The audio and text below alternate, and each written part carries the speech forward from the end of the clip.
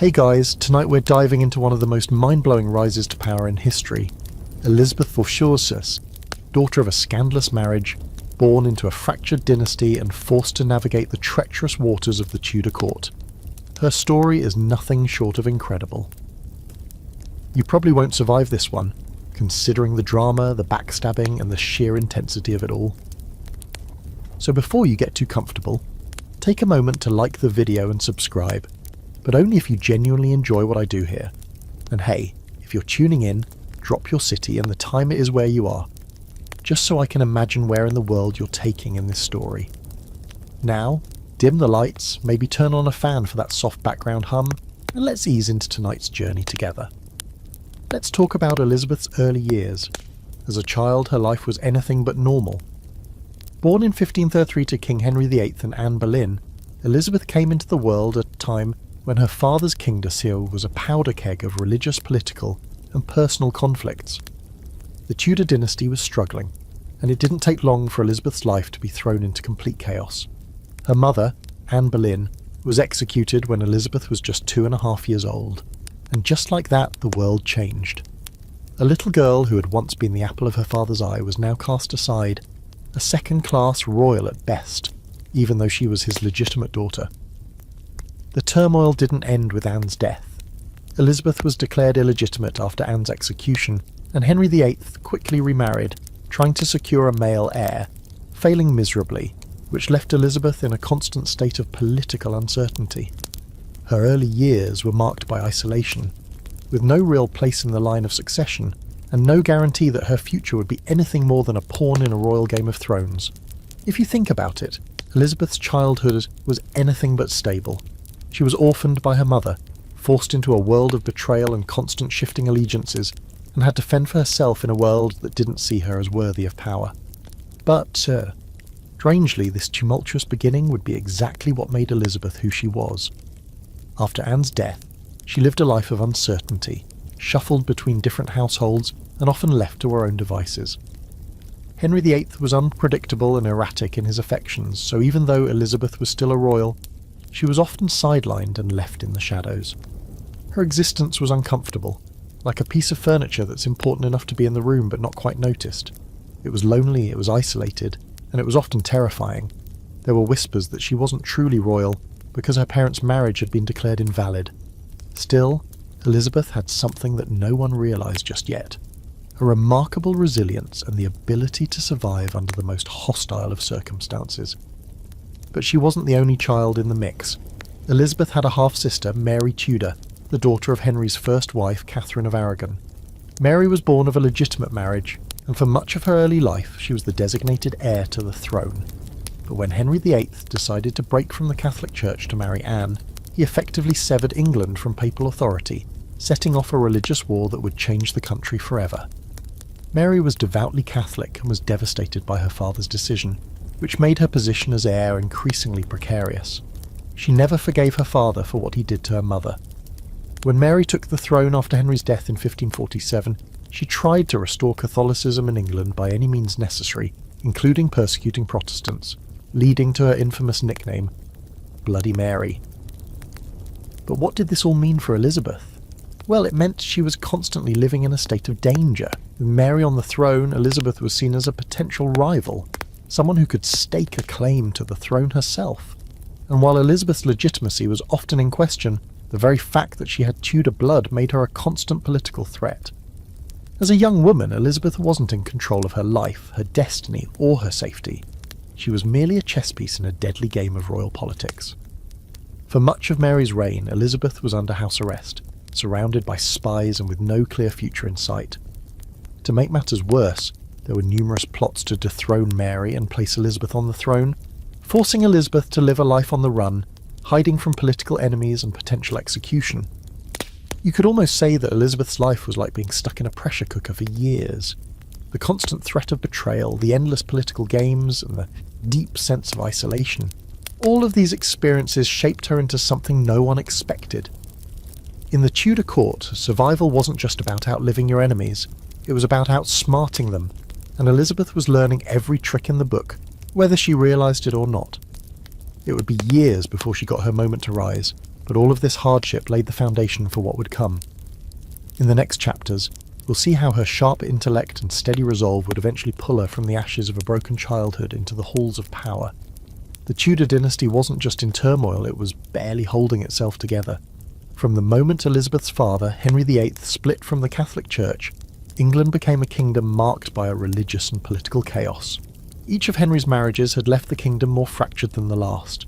Elizabeth's half-brother, Edward VI, who would eventually inherit the throne after Henry's death, was a sickly child, and his reign would be short and uneventful. After his death, England was still grappling with the question of who would inherit the crown. Mary Tudor, Elizabeth's half-sister, eventually ascended to the throne, but her reign was far from stable. When Mary took the throne in 1553, she immediately set about restoring Catholicism and undoing her father's Protestant reforms. In her mind, the legitimacy of the Catholic faith, and therefore her rule, was bound to her ability to suppress Protestantism. She had the support of the Catholic factions, but that didn't mean her reign would be smooth. Religious tensions boiled over, and Mary's attempts to rid England of heresy, mostly through burning Protestants at the stake, earned her the nickname Bloody Mary. Her determination to undo the Protestant legacy left by her father and brother turned her reign into a bloody and divisive one. Meanwhile, Elizabeth stood quietly in the background, watching the political currents that surrounded her. For a long time, she had no idea if she would ever wear the crown. Her position was precarious at best, as she was constantly caught between two warring factions, the Catholics who saw her as an illegitimate pretender to the throne, and the Protestants who considered her the rightful heir. Elizabeth was not yet queen, but she had the bloodline, and that made her a constant symbol of hope or fear, depending on who was watching. Still, Elizabeth had no desire to engage in this battle. She was determined to outlive the turmoil, to let her siblings fight it out for as long as they could. But as Mary's reign continued, Elizabeth began to realise something that would shape her entire political strategy. It wasn't enough to survive. She needed to be strategic. Elizabeth understood the fragile nature of the throne and how quickly a monarch could fall from grace. Unlike Mary, who had no real interest in diplomacy, Elizabeth would play the long game, carefully watching, waiting for the right moment to strike. Her quiet and measured approach was beginning to form, and those who underestimated her saw only a pale, quiet figure, while Elizabeth carefully observed how the power dynamics shifted around her. It was like she had a sixth sense for when to remain silent and when to speak, an essential trait in a world that was constantly on the brink of chaos. Mary's reign was growing increasingly unpopular, and in 1558, the long-awaited turning point finally arrived. Mary died, and Elizabeth became Queen of England. But it wasn't as simple as just stepping into a crown. Elizabeth had inherited a fractured kingdom. The English people had no real reason to trust her. After all, she was the daughter of the woman they had executed. She was also a Protestant in a country that had, only recently, been forced to reconcile its Catholic roots. Elizabeth faced one of the most difficult challenges any monarch could: how to unite a divided kingdom. It's worth noting that the English throne was under constant threat from foreign powers, and Elizabeth had not just domestic challenges to deal with. Spain was one of the strongest Catholic powers at the time, and it loomed large in the background of every decision Elizabeth made. Spain's King Philip II had been married to Elizabeth's sister Mary, and he had designs on controlling the English throne through marriage, or force. But Elizabeth wasn't one to be easily intimidated. From the moment she became queen, she understood that her survival, and the survival of her nation, depended on a combination of careful political manoeuvring, unyielding diplomacy, and a steady hand. It was in these early days of her reign that Elizabeth's genius as a politician began to shine. The English court had always been a place of constant intrigue, filled with ambitious men and women who sought power for themselves. Elizabeth, however, played her cards very carefully, knowing full well that her best move was often to do nothing. As soon as she became queen, Elizabeth sought to calm the religious divisions that had torn England apart for decades. While she was Protestant, she was careful not to alienate Catholics outright. Instead, she adopted a policy of religious tolerance that allowed both sides to coexist, though she leaned more toward Protestantism in public life. She wasn't just trying to keep the peace, she was setting the stage for a dynasty that could survive all the forces conspiring against it. It's interesting to note that while Elizabeth had the wisdom to avoid religious extremism, She was not averse to using religion as a political tool when necessary. She understood the power of symbolism, and she understood that religion could both unite and divide. Elizabeth would never fully align herself with one side or the other, but instead she would find ways to use the growing tensions between Catholicism and Protestantism to her advantage. She knew that if she could keep the factions divided, they would be less likely to unite against her. The early part of her reign was marked by political caution and wisdom, but Elizabeth wasn't simply biding her time. Her skill in diplomacy and court politics allowed her to take control of the kingdom in a way that few had expected. By playing both sides, maintaining her Protestant identity while cautiously embracing Catholic elements, she positioned herself as a unifying force. But more than that, Elizabeth began to gather loyal followers, advisors who saw in her not just a queen, but a shrewd and capable leader. This balance of caution and intelligence would become her hallmark, and her reign would eventually come to define an era, the Elizabethan Age. In the early years of Elizabeth's reign, her very survival was a delicate game of balancing religious factions, foreign powers, and the ambitions of the English court. She understood that a monarch's reign could be precarious, and the last thing she wanted was for the same fate to befall her that had taken her mother, Anne Boleyn, and sister Mary Tudor. Elizabeth wasn't just a figurehead. She had to play an active role in maintaining her rule, especially as she had inherited a deeply divided kingdom. Her Protestant leanings were clear, but how far she could push those beliefs without enraging the Catholic majority was a question that required careful navigation. But it wasn't just religious divisions that threatened her reign. Elizabeth's claim to the throne was also a target. Being the daughter of Anne Boleyn, Henry VIII's second wife, made her position as legitimate monarch debatable in the eyes of many. Even though her mother had been executed for treason, leaving Elizabeth with a precarious status, Elizabeth had never stopped claiming her birthright. It was this deep-rooted belief in her right to rule that would fuel her decisions throughout her reign. Though there were constant whispers about her legitimacy, especially from her Catholic enemies, Elizabeth's quiet confidence in her heritage gave her the strength to persevere. But legitimacy wasn't the only threat she faced. The English court was also filled with rival factions and ambitious men who had their eyes on the throne. It was said that Elizabeth's court was like a living chessboard, with advisors, courtiers, and foreign diplomats constantly manoeuvring for influence. As a woman, Elizabeth was doubly scrutinised. A queen could be a dangerous proposition in a world dominated by men, especially in a court where the idea of a woman ruling was still a source of gossip and doubt. Many believed that Elizabeth, no matter her bloodline, could never truly command the authority of a male monarch. But Elizabeth's skill at playing the game of court politics soon proved them wrong. One of the most pressing challenges she faced early on was the question of marriage. As queen, Elizabeth was constantly bombarded with suggestions from suitors, foreign diplomats, and advisors, all of whom wanted her to marry, preferably to someone who could solidify her power and alliances. But Elizabeth, who had witnessed firsthand the disastrous consequences of marriage for her mother and sister, was resolute in her refusal to marry. She knew that marrying would tie her to one man and with it potentially diminish her own power. As a ruler, her independence was non-negotiable, and she could not allow any one man or foreign power to dictate her choices. This, of course, left her open to constant rumours about her sexuality, her relationships, and her virgin queen persona. However, marriage was not just a personal choice, it was also a matter of national security. Foreign powers, particularly Spain, were deeply concerned about Elizabeth's refusal to marry. King Philip II of Spain, still smutting from his failed marriage to her sister Mary, desperately wanted Elizabeth to marry him. The idea of a Spanish alliance through marriage was appealing to him, but Elizabeth saw through the ruse. Marrying Philip would be a political and personal disaster. Instead, Elizabeth used the idea of marriage as a diplomatic tool, flirting with suitors, manipulating foreign alliances, and creating a sense of intrigue that kept potential enemies off balance. One of the most famous of these suitors was Robert Dudley, a childhood friend of Elizabeth's and someone with whom she had a complex relationship.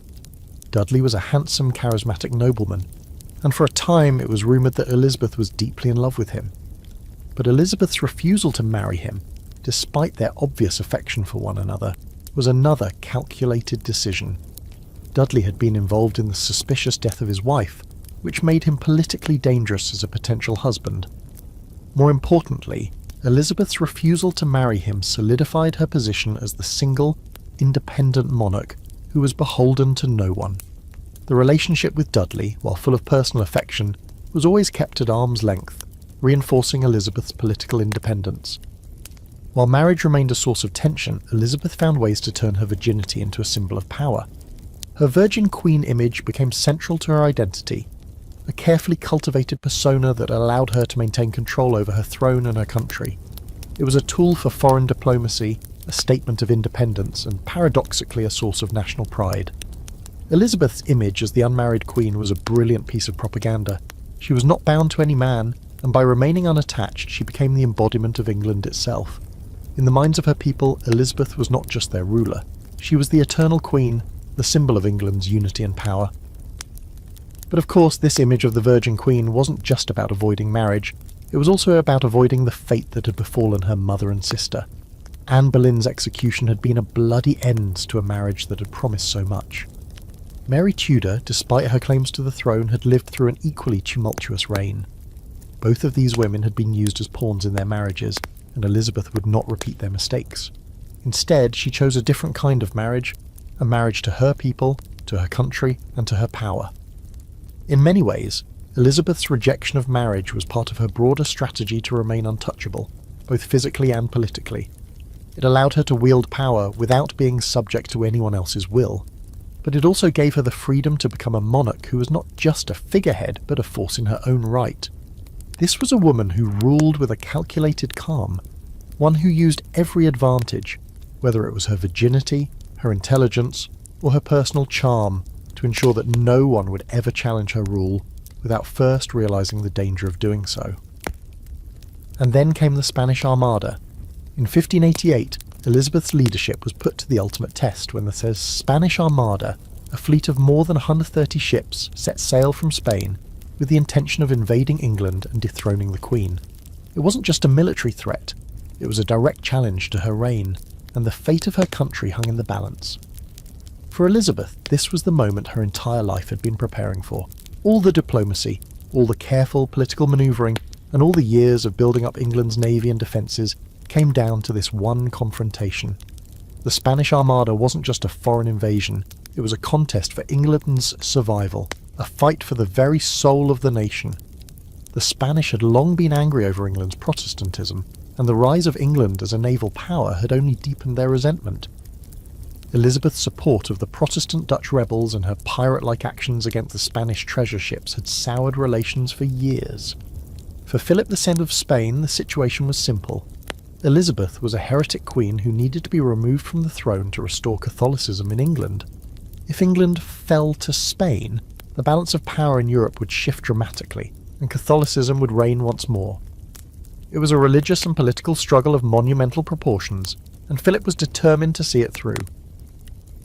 Elizabeth, however, was not one to be easily intimidated. While Spain's fleet was enormous and far more powerful on paper, Elizabeth's navy, although smaller, was fast and nimble. Her sailors, many of whom had gained experience through years of raiding Spanish ships, were seasoned and ruthless. But it wasn't just military strategy that would determine the outcome. Elizabeth had one key advantage: her leadership. In the face of Spain's overwhelming power, she remained unshaken. Her resolve became clear when, on the eve of battle, she addressed her troops at Tilbury. Standing in front of her soldiers, dressed in armour, she delivered a speech that would echo through history. "I have the heart and stomach of a king, and of a king of England too," she proclaimed, instilling her troops with a sense of unity and purpose that was palpable. The battle itself was a high-stakes game of strategy. The Spanish Armada, initially confident of its victory, found itself at a disadvantage when confronted by the more agile English ships. The English navy used fire ships, vessels set ablaze and sent into the Spanish fleet to scatter the enemy. The Spanish, unable to regroup, were forced into a retreat, and what followed was a brutal series of skirmishes along the English coast. Though the Armada was not entirely destroyed, its strength was severely diminished, and its ability to mount an effective invasion of England was broken. The victory was not just a military triumph, it was a testament to Elizabeth's leadership and her ability to unite her people in the face of impossible odds. The Spanish defeat marked a turning point in Elizabeth's reign, cementing her legacy as a monarch who could not only survive the threats against her, but also emerge victorious. It was a defining moment for England as a nation, and for Elizabeth as a ruler. The defeat of the Armada was celebrated as a divine triumph, a victory that proved the righteousness of Elizabeth's Protestant cause and the strength of the English monarchy. Elizabeth, ever the tactician, made sure to frame the victory as one for God and for England. The Spanish, she declared, had been humbled by God's intervention. It was an image of divine favour that worked wonders for her popularity and for the cohesion of the country. But, as with all great victories, there was a cost. While the Armada had been defeated, it had taken a heavy toll on England. The aftermath of the battle saw England's treasury drained, and the country was left to deal with the scars of war.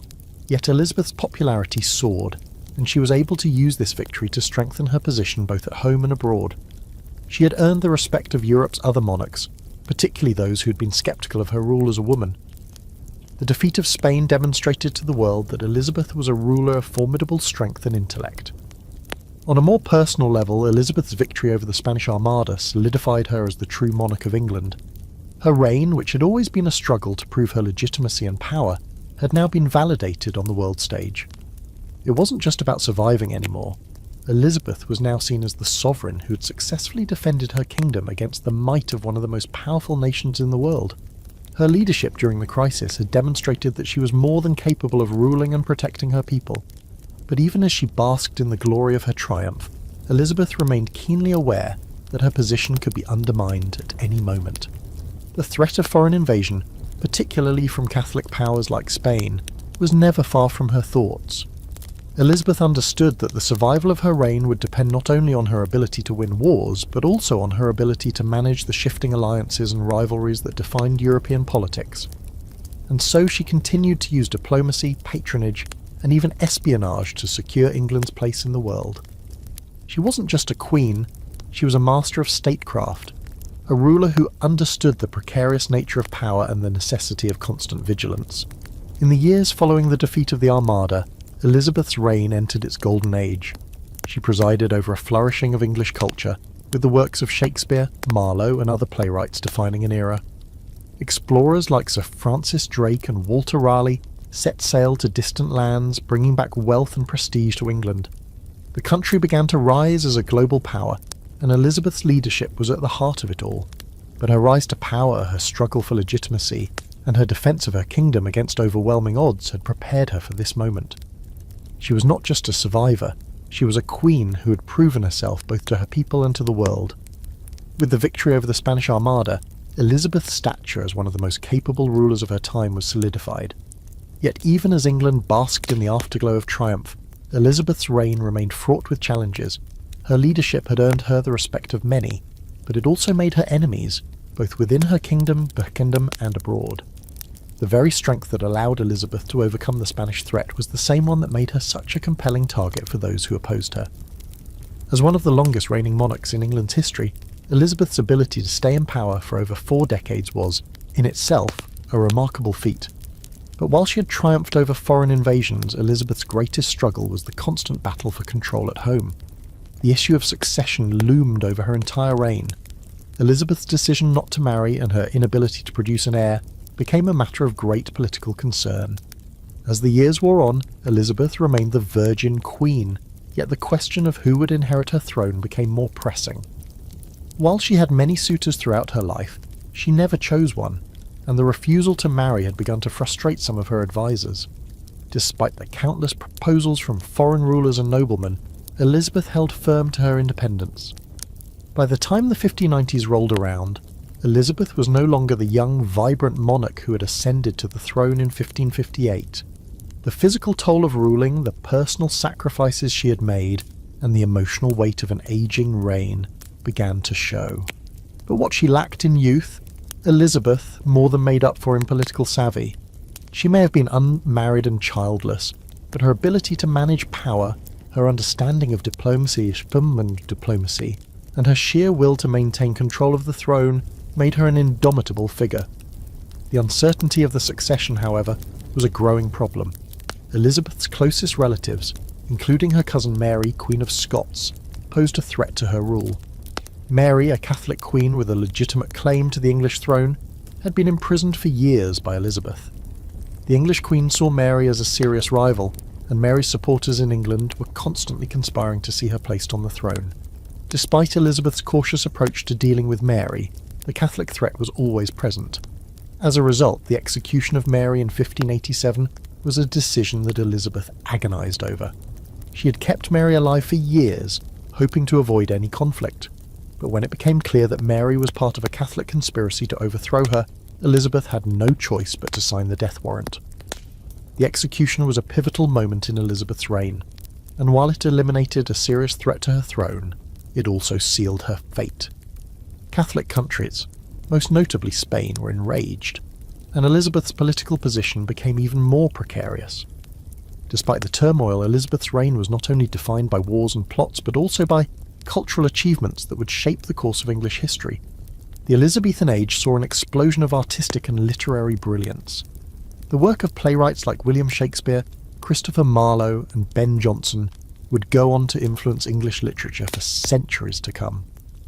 The theatre became a central part of Elizabethan life, with audiences flocking to see performances in the newly built theatres. Shakespeare's plays, full of political intrigue, romance, and historical drama, reflected the turbulent times in which they were written. Yet beneath the surface they also celebrated the power of England, and by extension the monarchy that was keeping the country united in a time of constant uncertainty. The cultural renaissance that flourished during Elizabeth's reign was an essential part of the legacy she left behind, turning England into a cultural powerhouse. However, Elizabeth's achievements in the arts and the cultural flourishing she oversaw were matched by the difficulties of a failing economy in her later years. Despite her earlier successes, the latter part of her reign was marked by increasing financial strain. The military expeditions against Spain and the costs of maintaining a large, expensive navy had drained the royal treasury. The English economy was struggling, and as the Queen grew older, it became more difficult to maintain the same level of authority over her court and kingdom. Elizabeth's health began to decline, and with it her ability to manage the mounting challenges facing the realm. As Elizabeth aged, her decisions became more cautious, and some of her advisors began to question whether her reign had run its course. The Elizabethan age, which had once been marked by expansion and bold moves, was now facing the reality of an uncertain future. Her court, which had once been a lively centre of culture, began to fracture under the weight of internal tensions. Elizabeth's refusal to marry or name a successor left the kingdom in a precarious position. The longer she delayed securing the line of succession, the greater the uncertainty over who would follow her. This power vacuum would eventually contribute to England's transition from the Tudor to the Stuart dynasty after Elizabeth's death. Yet despite these challenges, Elizabeth remained the queen of her people until the very end. Her reign had been a mixture of bold military decisions, strategic diplomacy, and careful navigation of domestic politics. Elizabeth had faced down foreign threats, survived plots against her life, and ruled over a kingdom that became one of the most powerful nations in the world. Her ability to adapt, her intelligence, and her command over both her advisors and her people had earned her the respect of those around her. She was a monarch who had successfully managed to maintain her sovereignty in the face of constant challenges, and when she died in 1603 at the age of 69, Elizabeth I passed into history as one of the most remarkable rulers England had ever known. Her death marked the end of the Tudor dynasty, but it also brought about the rise of a new era, the reign of the Stuarts under her cousin, James VI of Scotland, who became James III of England. Elizabeth's legacy, however, would endure for centuries. She had not only united her kingdom through political and religious turmoil, but she had also built an empire that would expand across the world in the centuries that followed. The Elizabethan age, while it ended with her passing, laid the foundations for the British Empire, and her image as the Virgin Queen would be immortalised in art, literature, and legend. Elizabeth's rise from a broken child to one of the most powerful monarchs in history was an unbelievable journey, one that defied all expectations. From a life of uncertainty and political instability, she had become the Queen of England, the ruler of an empire, and an enduring symbol of strength and leadership. And in the hearts and minds of the English people, she remains one of the greatest monarchs to have ever lived. As Elizabeth's reign reached its final years, her monarchy began to feel the weight of time. The robust, energetic queen who had once dominated the Tudor court now faced the inevitable decline that comes with age. Yet even in the twilight of her life, Elizabeth retained an astonishing grip on power, her presence still commanding respect, and her leadership remaining pivotal in the shaping of England's future. The physical toll of her lengthy reign, compounded by the relentless pressures of governing, had begun to wear on her. She had ruled through wars, political intrigue, betrayals, and countless crises, and although her mind remained sharp, the toll of her crown was undeniable. The question of succession loomed larger with each passing day. Elizabeth's refusal to marry, once a conscious choice rooted in her desire to preserve her independence, became a source of intense anxiety in her later years. Without a clear heir, the English throne stood in precarious limbo. Elizabeth's advisers, concerned about the stability of the kingdom, continued to urge her to name a successor, but the Queen remained firm in her refusal. She had witnessed the chaos that surrounded her father's marriages, her sister Mary's tumultuous reign, and the divisiveness of her cousin Mary, Queen of Scots. Her decision to remain childless and unmarried had prevented England from being plunged into the kind of succession crisis that had plagued her own childhood, but it also created a deeply uncertain future for her nation. With no direct heirs of her own, Elizabeth's death threatened to plunge England into an unknown future. Her most likely successor was James VI of Scotland, the son of Mary, Queen of Scots. His claim to the English throne was grounded in his descent from Henry VII, Elizabeth's grandfather. While Elizabeth had long refused to name James as her successor, there were growing indications that she recognised the necessity of a peaceful transfer of power. Even so, her death meant the end of an era, the end of the Tudor dynasty, and the beginning of the Stuart dynasty, which would have its own set of challenges. But Elizabeth's influence on her kingdom was undeniable. She had turned a fractured and war-torn country into one of the most powerful nations in the world, and though the throne would pass to the Stuarts, the legacy of the Tudor monarchs would remain. While Elizabeth's death brought the end of the Tudor line, it also marked a moment in which the English monarchy itself had been irrevocably altered. Elizabeth had shaped the role of the monarch for centuries to come, and her leadership style became a template for later rulers. Her ability to maintain power through diplomacy and subtlety, her careful balancing of domestic politics and foreign relations, and her unparalleled resilience became a model for subsequent English monarchs. She wasn't simply a queen, Elizabeth was a symbol of England's strength, a monarch whose resilience had kept her kingdom intact during some of the most tumultuous times in its history. Her image, forever tied to the golden age of England, would be immortalised in portraits, in history books, and in the stories that future generations would tell. As her health began to deteriorate, Elizabeth's mind remained clear. In her final years, there was no sign of the retreating, weakened queen that one might expect. She continued to reign with the same decisiveness, though her body was increasingly frail. The queen who had once led her nation in youthful vigour now faced the inevitable passage of time. Still, her reign had created a legacy that no one could dispute. As she grew older, Elizabeth increasingly withdrew from public life, leaving much of the day-to-day governance in the hands of her trusted advisers, like Robert Cecil. Yet she still maintained ultimate authority, rarely signing anything without careful consideration.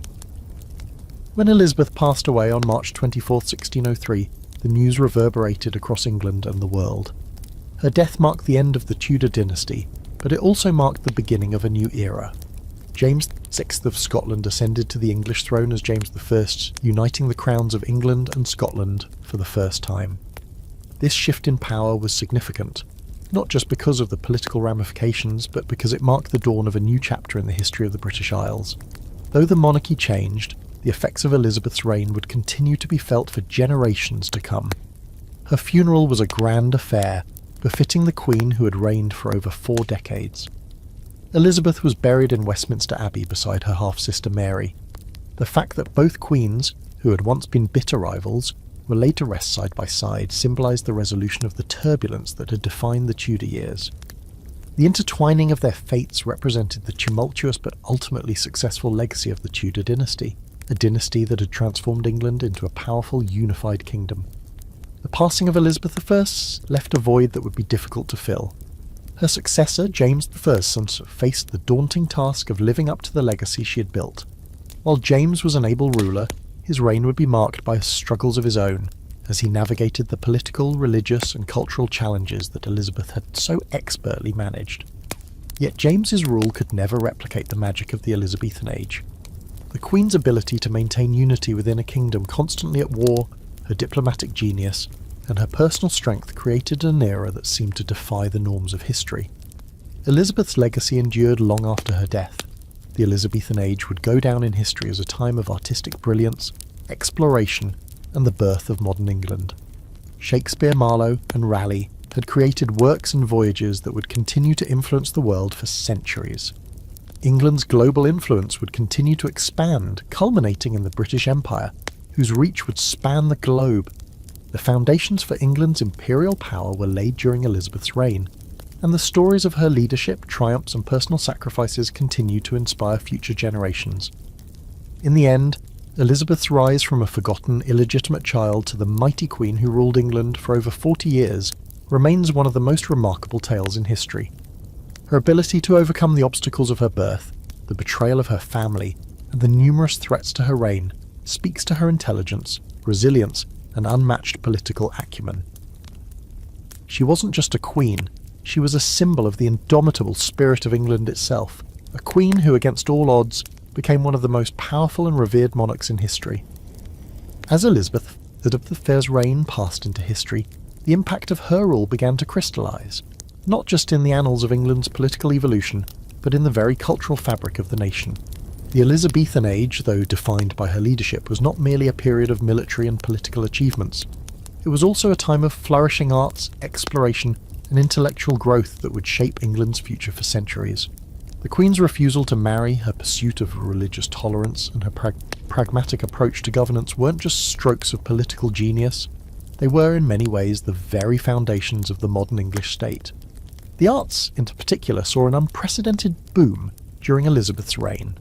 This period is often considered the golden age of English literature and drama, and at the heart of it stood one of the greatest playwrights in history, William Shakespeare. Though Shakespeare's works would become renowned around the world during Elizabeth's time, his plays served as both entertainment and subtle commentary on the political landscape. His tragedies, comedies, and histories touched upon themes of power, succession, betrayal, and the nature of kingship, all concepts that resonated deeply in the context of Elizabeth's reign. His works, produced in the vibrant public theatres of London, celebrated the power of the monarchy and the human capacity for both greatness and folly, mirroring the tensions and triumphs of the time. At the same time, other cultural developments were taking place that would forever change the way the world saw England. The Elizabethan theatre, with its elaborate plays and performances, was a radical departure from the rigid and often church-dominated artistic traditions of previous centuries. Writers, poets, and thinkers were free to explore a broader range of subjects, and with that, English culture began to blossom in new and exciting ways. The works of poets like Edmund Spenser and Christopher Marlowe expanded the reach of English literature, elevating it to an international level, and ensuring that the arts would remain central to England's identity long after Elizabeth's death. But Elizabeth's reign was not only about cultural achievements, it was also a time of significant global expansion. Exploration during her reign helped to lay the groundwork for what would eventually become the British Empire. Pioneers like Sir Francis Drake, Sir Walter Raleigh, and Martin Wolsey Miller expanded the horizons of the known world, charting new territories, establishing colonies, and bringing wealth back to England from the far reaches of the globe. Elizabeth's encouragement of these explorations, despite the risks, was not just an expression of imperial ambition. It was also a manifestation of her desire to place England at the forefront of the world stage. The sea voyages undertaken under her reign would result in the English establishing trade routes that stretched across the Atlantic and beyond, leading to the establishment of colonial power that would last for centuries. One of Elizabeth's most significant contributions, however, was her handling of religious conflict.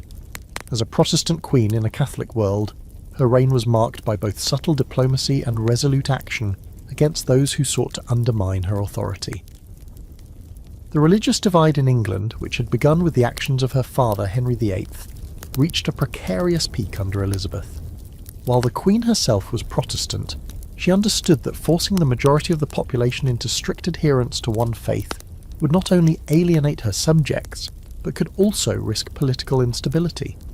Her settlement, the Elizabethan religious settlement, was a carefully crafted compromise that allowed for Protestantism to be the official faith while maintaining a certain level of tolerance for Catholic practices, ensuring that England would remain united in a way that had not been possible under the reign of her sister Mary Tudor.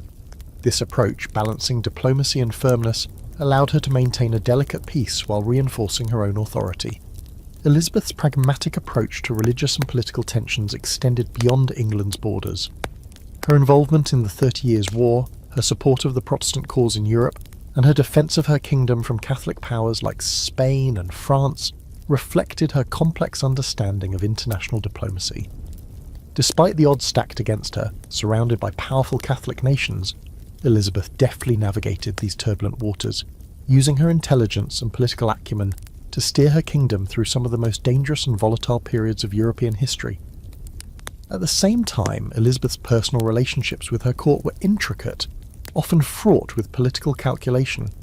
Her closest advisors, men like Sir William Cecil, Lord Burghley, and the fiery, sometimes reckless Robert Dudley, were more than just counsellors.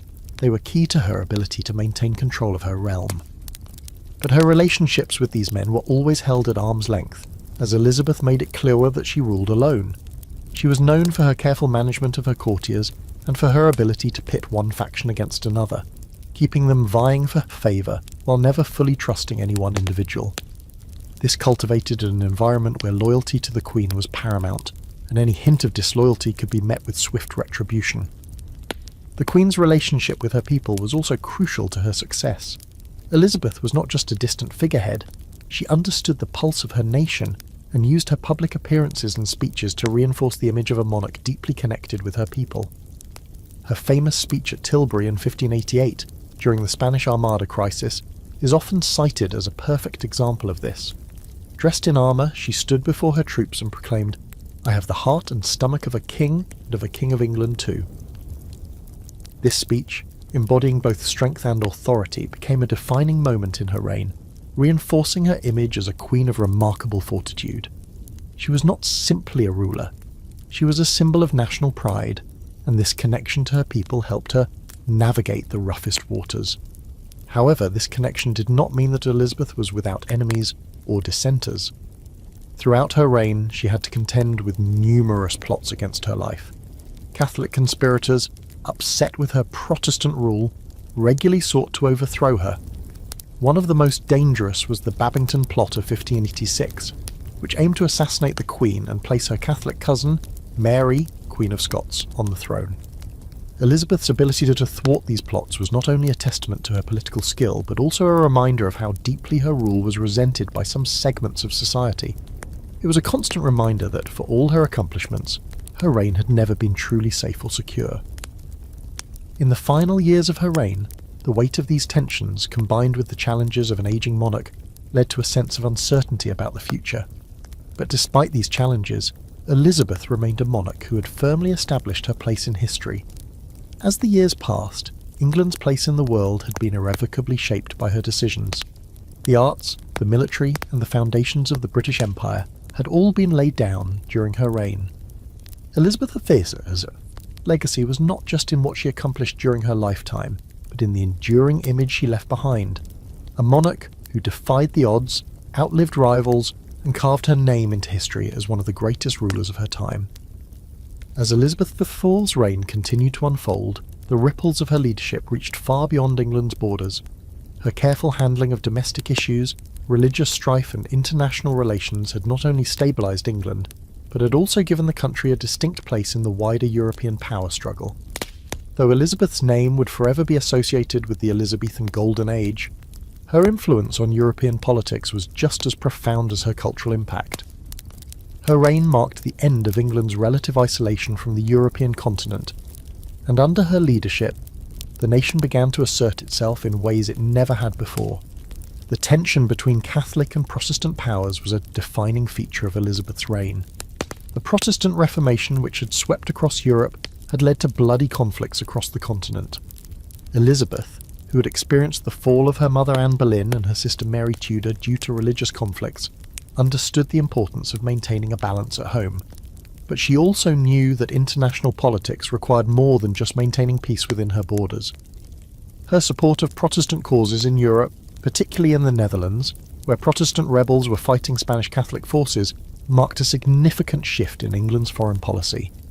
Elizabeth's intervention in the conflict between Catholic Spain and Protestant Holland was a risk, as it angered Philip II of Spain, who was already planning his invasion of England. But Elizabeth knew that to preserve her throne and England's sovereignty, she could not remain neutral in the battle between Catholicism and Protestantism.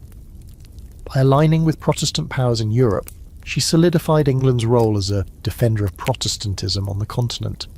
This decision, however, was not without consequences. Philip II's resentment toward Elizabeth grew, and he began to take more aggressive action. The Spanish Armada, one of the most famous episodes of Elizabeth's reign, was the direct result of this ongoing religious and political rivalry. Spain, the most powerful Catholic nation at the time, could not allow a Protestant England to thrive so close to its own shores. Yet despite the odds, Elizabeth's forces prevailed. The defeat of the Armada was a turning point not only for Elizabeth's reign, but also for the power dynamics in Europe. It sent a clear message to Catholic Europe that England, under Elizabeth's leadership, would not be easily defeated or intimidated. In the wake of the Armada's defeat, Elizabeth's position as one of Europe's foremost monarchs was solidified. The victory gave England a sense of unity and national pride that had been previously absent. Elizabeth, for the first time in her reign, had become a symbol of divine providence and England's exceptionalism. The English people, who had long lived in the shadow of foreign threats and internal divisions, now saw their queen as a figure of both strength and grace, a monarch who had led them through their greatest crisis. This newfound sense of unity was critical, as Elizabeth would face new challenges in the years to come, particularly in her later years, when the question of succession became even more pressing. The problem of succession, however, continued to hang over Elizabeth's head. Though she had steadfastly refused to marry, preferring to remain an independent monarch, the issue of her heir became a looming concern. Elizabeth's advanced age made it increasingly likely that she would not live forever, and the absence of a direct heir left England vulnerable to potential instability. The longer Elizabeth remained unmarried and childless, the greater the pressure on her to choose a successor. Her advisers, who had long pushed her to name an heir, began to grow more vocal in their concerns, but Elizabeth, true to her nature, resisted all attempts to force her hand. She had seen the havoc wrought by her father's marriages and by her sister Mary's reign, and she was determined not to make the same mistake. The looming question of succession was complicated by the presence of Mary, Queen of Scots.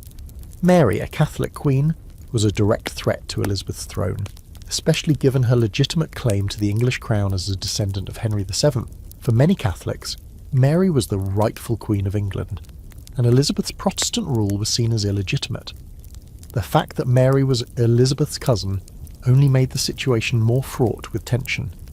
Mary, who had spent many years in England under Elizabeth's watch, had become a pawn in the larger Catholic struggle against Protestant England. Eventually, Elizabeth's decision to execute Mary after learning of her involvement in the Babington plot sealed the fate of the Catholic cause in England. The execution was a momentous and divisive decision, but it also marked the end of Mary's threat to Elizabeth's rule. Despite her triumphs and her ability to quell internal dissent, Elizabeth's reign was not without its darker moments. The execution of Mary, Queen of Scots, though a political necessity, was a heavy burden on Elizabeth's conscience. She had been hesitant to sign the death warrant, and the decision weighed on her for the rest of her life.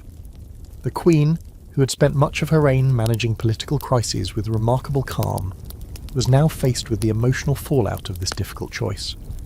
It was a reminder that even for a monarch as powerful as Elizabeth, leadership often required sacrifices, both politically and personally.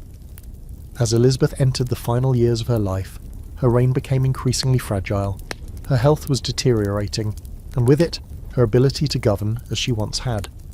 Though she still retained the sharpness of mind that had allowed her to outmaneuver political rivals throughout her reign, the physical toll of age had become evident. The decline of her health, coupled with the growing pressure of the succession crisis, left England on the edge of uncertainty. Despite her efforts to maintain a firm grip on power, Elizabeth could no longer escape the reality that the end of her reign was approaching. Her last years were marked by a growing sense of inevitability. The Queen, who had once been the very picture of youthful vigour and political savvy, was now an elderly monarch surrounded by courtiers who increasingly looked to the future rather than the past. Elizabeth's ability to maintain authority in the face of mounting pressure was a testament to her resilience, but it also highlighted the difficult decision she had to make in order to preserve the legacy she had built. As her death drew nearer, the entire nation began to prepare for a future without her. When Elizabeth I finally passed away on March 24, 1603, it marked the end of an era. The political, cultural, and religious shifts she had engineered over her reign left an indelible mark on England. While the question of succession remained a dark cloud over her final years, Elizabeth's death led to the peaceful transition of power to James VI of Scotland, who became James I of England, uniting the two crowns. The legacy of her rule, however, would not be easily forgotten. Under Elizabeth's leadership, England had grown into a major global power. Her personal triumphs, political wisdom, and strategic foresight were deeply embedded in the national consciousness, and the Virgin Queen would forever remain a symbol of England's strength, resilience, and independence. As Elizabeth I's final breath drew near, the quiet, unspoken anxieties about the future of England became almost tangible. The moment was inevitable, but for the nation, the thought of a monarch so steadfast, so resolute in the face of countless challenges, slipping away was nearly unthinkable. Elizabeth had reigned for over 4 decades, long enough to make her presence feel eternal, almost like an unshakable pillar holding the very fabric of the kingdom together. Her reign was defined by constant tension, both political and personal, yet she had navigated every obstacle with unmatched poise. As the Queen's health worsened, there was a palpable sense of dread hanging over her court, and while the prospect of her death was expected, the reality of it was far more difficult to accept. In the days leading up to her passing, Elizabeth's court was an uncomfortable mix of reverence, desperation, and unspoken tension. Her final moments were accompanied by whispers about who would succeed her, and whether her carefully crafted legacy could survive beyond her. The issue of succession had loomed over her entire reign, but now it was no longer a matter of political strategy, it was a stark reality. Elizabeth, ever the shrewd strategist, had left a kingdom in a delicate balance. Her policies, her deft handling of both internal and external threats, had allowed her to maintain power against all odds, but her inability to secure a successor meant that her death would inevitably create a vacuum of leadership, one that could spark unrest if the transition wasn't handled smoothly. The decision to pass the crown to James VI of Scotland was, in many ways, a logical choice. Elizabeth's cousin James was the son of Mary, Queen of Scots, and through his descent from Henry VII, he had a legitimate claim to the throne. Yet despite this, Elizabeth's reluctance to name him as her successor had been a carefully considered, albeit strained manoeuvre. She had long resisted the idea of ceding power to a male monarch, particularly one who could potentially bring with him a different set of policies and allegiances. Throughout her reign, Elizabeth had used her refusal to marry as a source of power, keeping control of her court, her government, and her own fate. But as her life drew to a close, the reality of the succession question became undeniable. Elizabeth had no heirs, and the future of the monarchy, without her hand-guiding it, could no longer be ignored. It is said that in her final days Elizabeth was largely withdrawn, her once sharp mind clouded by illness. Yet even in her weakened state she refused to show any sign of vulnerability. Her courtiers reported that she had moments of lucidity, speaking with the same strength and dignity that had marked her reign. Her emotional fortitude remained intact, but her physical frailty was evident. In some ways, her death was as enigmatic as her life. Her transition from this world to the next was as quiet as her ability to navigate the storms of court intrigue and international politics. Yet her legacy, solidified through her exceptional leadership and her deft handling of the most complex matters, would not fade with her passing. When Elizabeth finally died, it was as though the entire country held its breath. For some, her death was a moment of loss, not just for her, but for an entire era. For others, her passing marked the beginning of a new chapter, one that brought with it uncertainty, but also the hope of continuity. Her funeral, like her reign, was a magnificent affair, full of ceremony and reverence. Elizabeth was laid to rest beside her sister Mary in Westminster Abbey, her burial symbolising the end of the Tudor dynasty and the beginning of the Stuart era. While this transition marked the end of one royal line, Elizabeth's influence was felt far beyond the immediate political ramifications. James I, now crowned after Elizabeth's death, ascended to the throne of England, uniting the crowns of Scotland and England for the first time. Yet despite his legitimate claim, James could never fully escape the shadow of Elizabeth's reign. The Elizabethan age had redefined England's place in the world. and as much as James sought to carve out his own path, the legacy of his cousin loomed large over his rule. Elizabeth had set the stage for England's rise as a major European power, and James inherited not only a kingdom, but also the expectations that came with it. Elizabeth's handling of the crown, her protection of England's sovereignty, and her commitment to the arts had established a solid foundation for the future. Still, the contrast between the two monarchs was clear. Where Elizabeth had ruled with tact and subtlety, James often leaned toward a more direct approach, which sometimes led to conflict with his subjects and Parliament. Despite the passing of time, the memory of Elizabeth's reign would persist as an idealised period of English history. The cultural flourishing of her reign, the plays of Shakespeare, the voyages of Drake and Raleigh, the advancement of English art and literature, continued to shape English identity.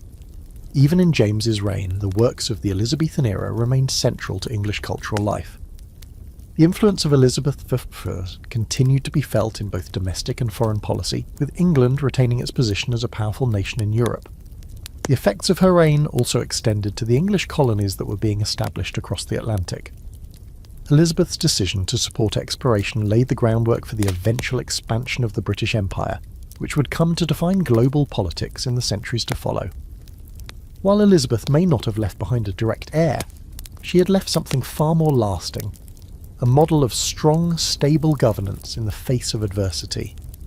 Her ability to maintain her kingdom in a time of religious and political division was a testament to her skill and wisdom as a ruler. She knew when to act and when to let the winds of fortune blow in her favour. Her reign may have ended with the passing of her body, but her spirit, her intelligence, and her legacy would continue to shape England for generations. Elizabeth's rise from the uncertain, illegitimate daughter of Anne Boleyn to one of the most powerful and respected monarchs in English history is nothing short of extraordinary. She was a queen who'd been forced to survive in a world of men, to outwit rivals and to navigate the treacherous waters of court politics, all while maintaining an air of grace, dignity, and quiet strength. Her ability to weather the storms of her time made her not just a queen, but a symbol of England's resilience and power. And even though she passed from the world in 1603, Elizabeth I remains one of history's most remarkable figures, forever etched in the pages of history as a queen who defined an era. In the centuries following Elizabeth's death, her reign continued to serve as a model for strong, pragmatic leadership. Her legacy as a monarch who deftly navigated complex religious, political and social challenges without ever losing her grip on power is deeply ingrained in England's national consciousness. Elizabeth was, in many ways, the embodiment of the nation's resilience, a queen who had pulled England out of the shadows of dynastic uncertainty, established it as a global power, and created an atmosphere of cultural and artistic flourishing that resonated long after her passing. As the centuries passed, her reign was romanticised, her decisions dissected, and her figure idolised. The myth surrounding Elizabeth grew as much as her accomplishments, and she was often viewed not only as a political genius, but as a symbol of England's unyielding strength in the face of adversity.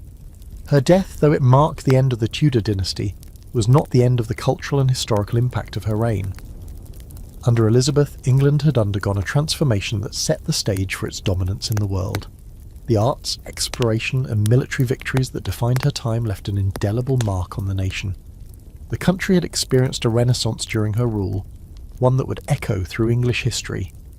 Elizabeth's diplomatic strategies had not only preserved her throne, but also ensured that England had a significant role to play on the world stage for centuries to come. The Elizabethan age was an era of innovation, not only in art, but also in exploration.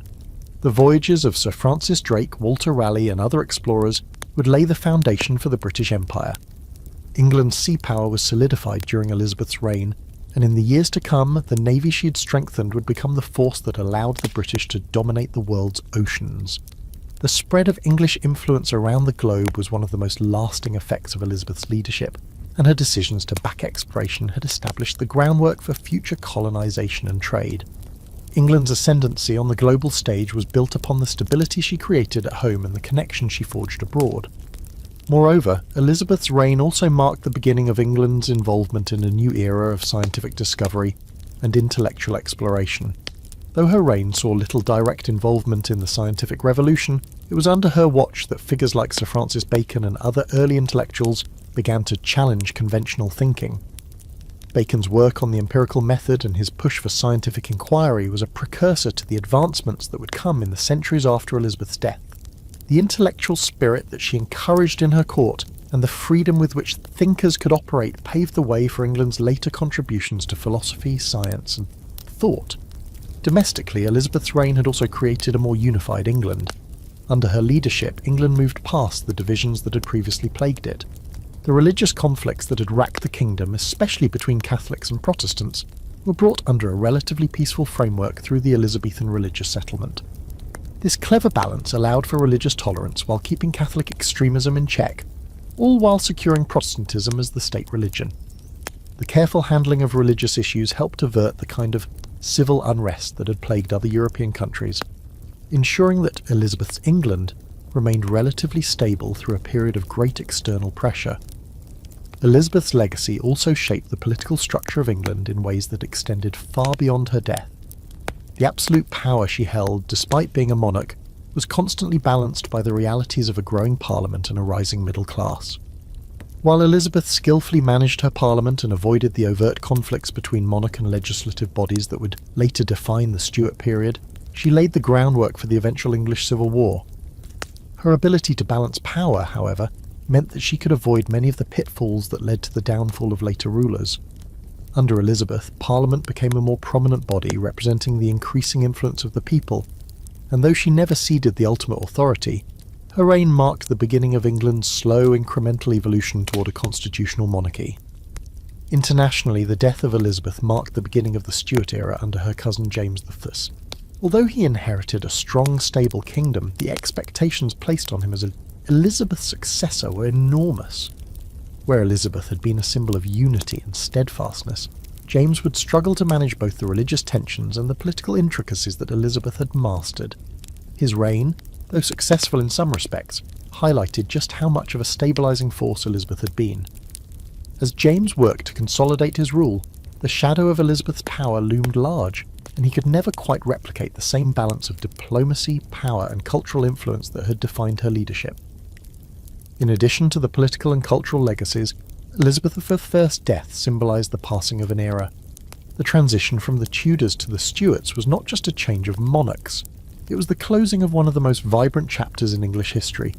The political landscape, the courts, the arts, and the international alliances all reflected the age of Elizabeth, a time when England stood proud, independent, and powerful.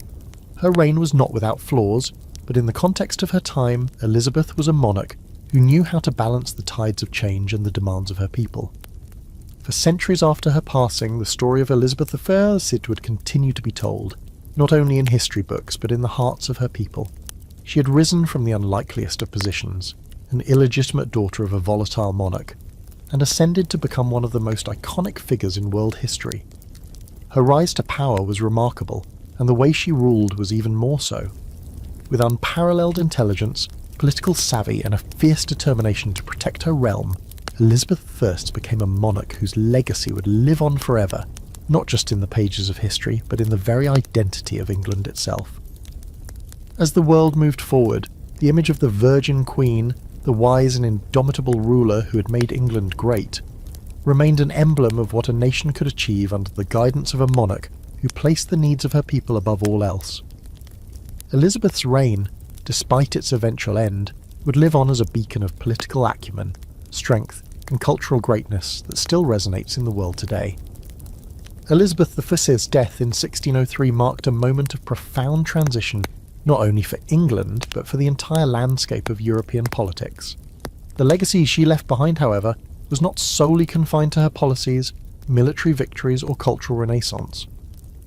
The Queen's leadership had shaped the national psyche in such a way that the very idea of the monarchy was forever altered. In many respects, Elizabeth had turned the concept of kingship into something more than a mere political role. She had transformed it into a symbol of national unity, strength, and identity. Her reign, defined by her personal touch, had cultivated an aura around her that would persist long after her death. Under Elizabeth, England became more than a kingdom. It became an idea, a force in the world. This was a kingdom that had stood resilient against the Spanish threat, a realm that had embraced a new religious identity, and a nation that had begun to push the boundaries of art, literature, and exploration. Yet, despite the grandeur of her rule, Elizabeth's greatest gift to England was the sense of stability and pride she instilled. For over 40 years, her rule had been a constant amidst the storms of internal strife and external threats. Her refusal to marry, her careful handling of the throne, and her ability to adapt to changing circumstances ensured that England endured and thrived even when the odds seemed insurmountable. As James I ascended to the throne, the English people found themselves in uncharted waters. The monarchy had shifted from the Tudors to the Stuarts, and the court dynamics changed almost overnight. James, though he inherited a kingdom in relative peace, faced the impossible task of stepping into Elizabeth's shoes. His approach to governance, both in terms of his relationship with Parliament and his foreign policy, differed drastically from Elizabeth's. Where she had been cautious, politically astute, and able to work with the complexities of her court, James was far more open about his divine right to rule. This difference in style would ultimately lead to tensions between the monarchy and Parliament, setting the stage for future conflicts that would culminate in the English Civil War. Despite the differences in their rule, James I inherited much more than just a throne. He inherited the immense expectation that England, under his watch, would continue to be the global power Elizabeth had built. The question of succession, which had so weighed on Elizabeth's mind, was now firmly in his hands. The uncertainty that had defined the latter years of Elizabeth's reign was now replaced by the relative certainty of a Stuart monarch. Yet in some ways, the very stability Elizabeth had crafted now left a legacy of pressure for her successor. The world that Elizabeth had left James was vastly different from the one she had inherited, and while she had laid a solid foundation, it would take a monarch of exceptional skill to manage the empire and maintain peace at home. Her death also marked the end of the Tudor dynasty, which had defined England for over a century. The Tudors had reshaped England's destiny, and the bloodline that had started with Henry VII's victory at Bosworth had, by the time of Elizabeth's death, established a thriving Protestant nation. The iconic portraits of Elizabeth, her regal posture and majestic attire, had come to symbolise an entire era. Her passing felt like the closing of a remarkable chapter in English history, yet it also set the stage for the rise of a new chapter, one with its own challenges and uncertainties. The transition from Elizabeth to James was not one of smooth continuation, but of marked differences, both in personality and in style. Elizabeth's careful diplomatic reign gave way to James's more autocratic style, and the political tension this created would reverberate throughout his reign. Yet, despite the political tensions and the differences between the monarchs, Elizabeth's influence remained. Her policies, though never formally codified as law, continued to shape the direction of the English monarchy. James inherited the foundations of a powerful Protestant nation, one that was beginning to establish itself as an imperial force. The defeat of the Spanish Armada and England's growing colonial ambitions were symbols of Elizabeth's strategic foresight, and James, for all his differences, continued to build on that foundation. While the personal and political legacy of the Tudor Queen remained a potent force, it was also clear that the world was changing and the challenges of the 17th century would demand a new kind of leadership. Elizabeth's death also brought a sense of finality to her remarkable rise from an uncertain, often precarious childhood to one of the most respected and powerful rulers in European history. Born the daughter of a controversial marriage and declared illegitimate by her father, Elizabeth's early years had been marked by hardship, political instability, and an absence of clear support. Yet she had turned that uncertainty into an advantage. Her life had been one of survival as she carefully navigated the complexities of court politics, religious upheaval, and foreign threats. From the time she was a princess with little hope of the throne, Elizabeth had learned the skills that would make her one of history's greatest monarchs. She had witnessed the downfall of both her mother and her half-sister, and had learned the delicate balance between power and vulnerability. Her ability to maintain control over her court while simultaneously deflecting the pressures of marriage and succession was a testament to her political acumen. The fact that she was able to reign for so long without a clear heir in place speaks to her ability to manage both her own ambitions and the expectations of her people. Throughout her reign, she was both a mother to her people and a steadfast defender of the crown. Her image as the Virgin Queen became a cornerstone of her reign, and the notion of being married to her kingdom allowed her to avoid the political entanglements that might have otherwise undermined her authority. Though Elizabeth I's death signalled the end of one era, her legacy endured. Her reign had altered the course of English history, ensuring that the nation would rise to become one of the world's great powers.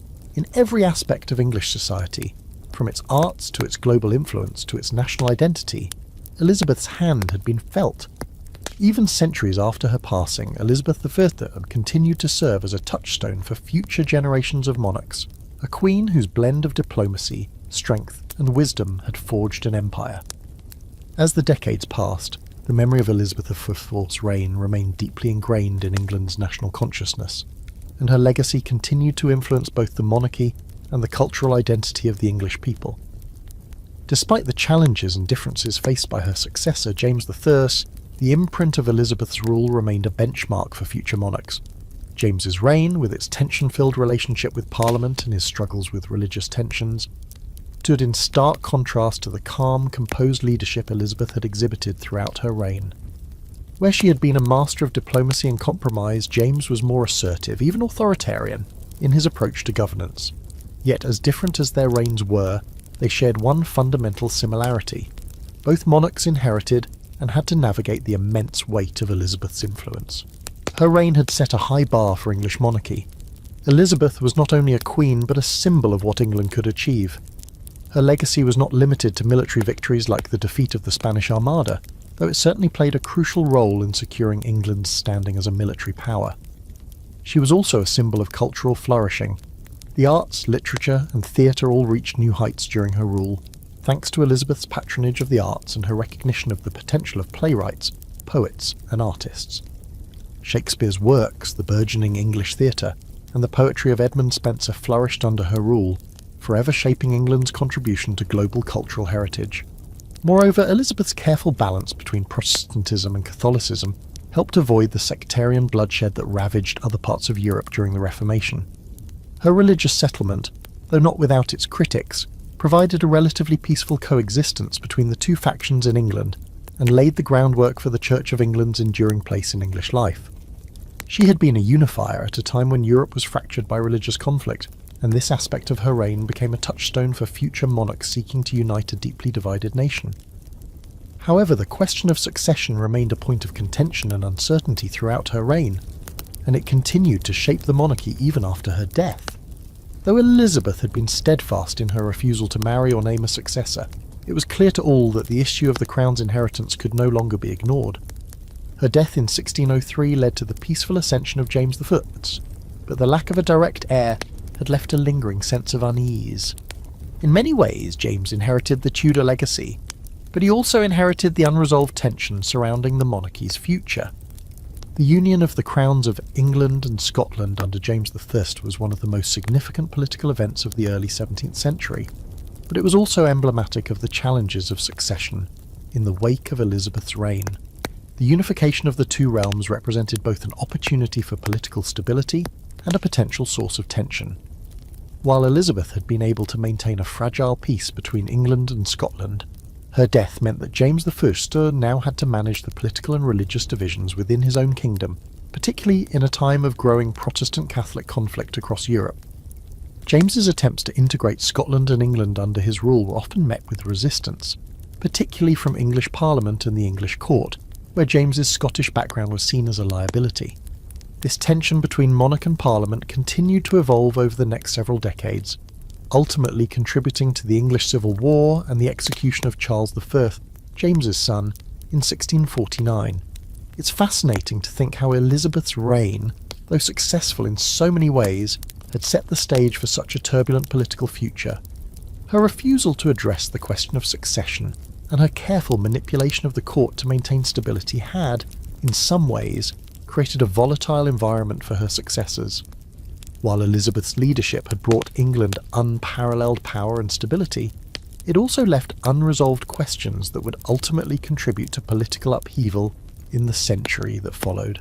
Despite the turmoil that followed her death, Elizabeth I had remained a central figure in the narrative of English history.